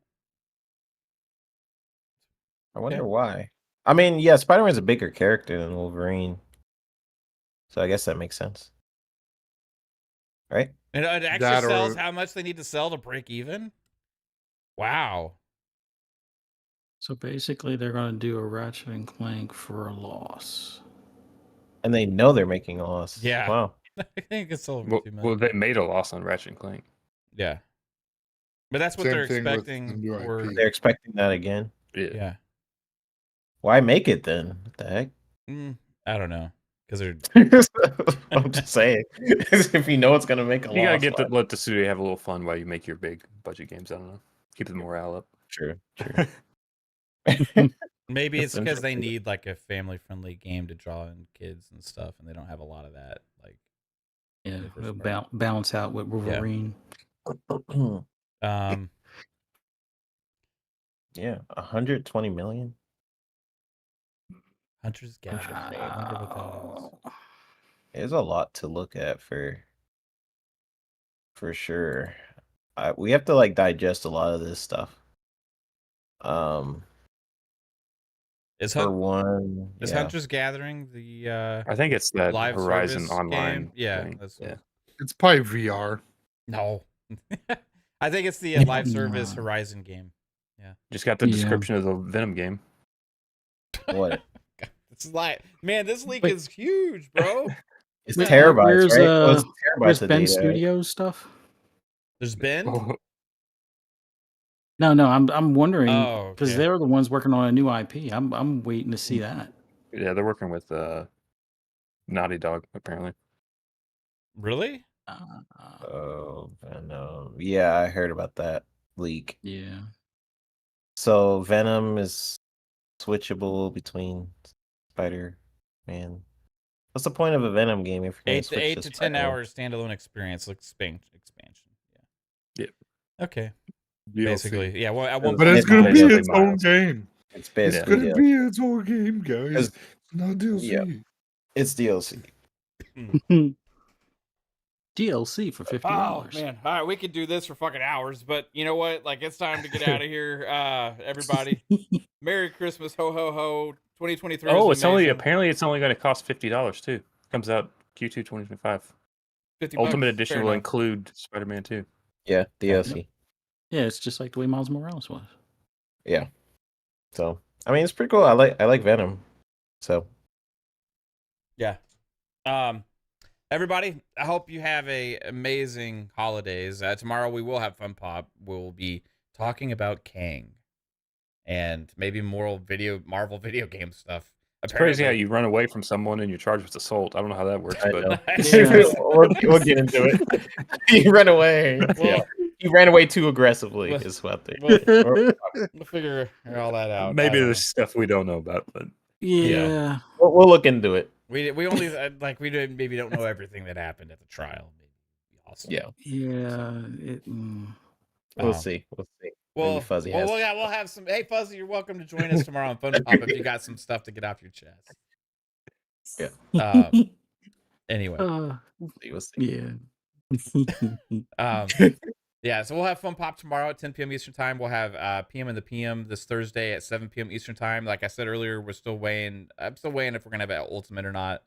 But we'll see. And then next week, no FSP, no Fun Pop next week. And then we will have PM in the PM and Xbox Ultimate next week.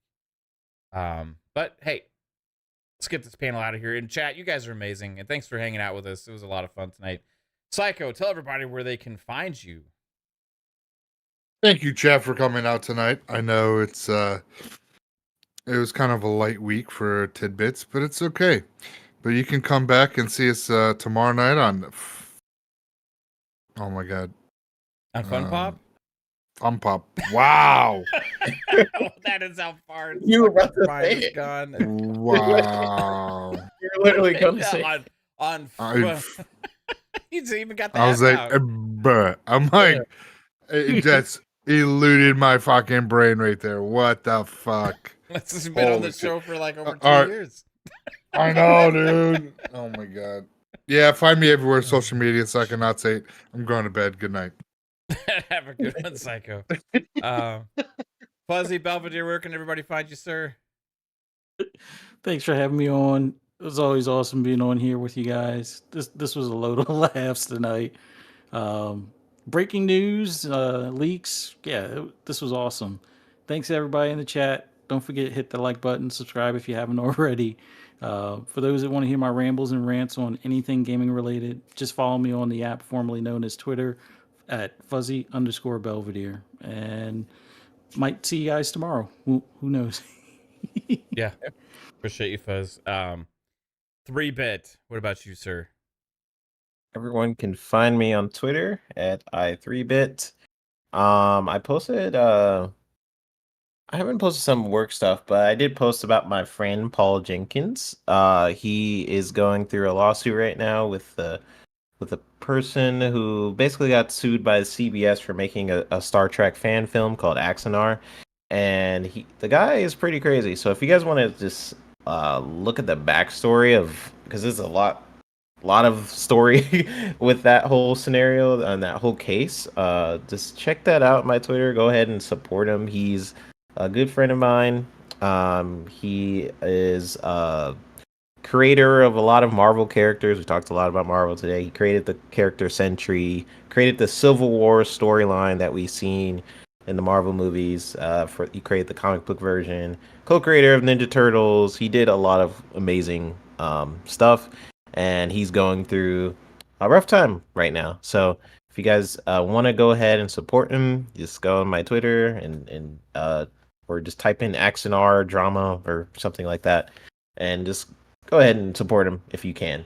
So that's all I want you guys to do on my Twitter this week. Go ahead and support him. Love y'all, and I'll see you guys on Fun Pop tomorrow. So, bye. Thanks, 3-bit. And Jasper, where can everybody find you? Yo, check it out. Lord Jasper, Twitter, Lord Master Jasper, YouTube, all that fun stuff. Monday, Tuesday, and Friday right here at 10 o'clock with Fun Pop, FSP, and Xbox Ultimate. That's where I am. That's what I do. Check it out. And yeah, have fun. Right on, bro. And chat, you're amazing. We'll see you tomorrow night if you want to come hang out with us on Fun Pop. Have a good one. Peace out. Bye-bye. Bye, y'all.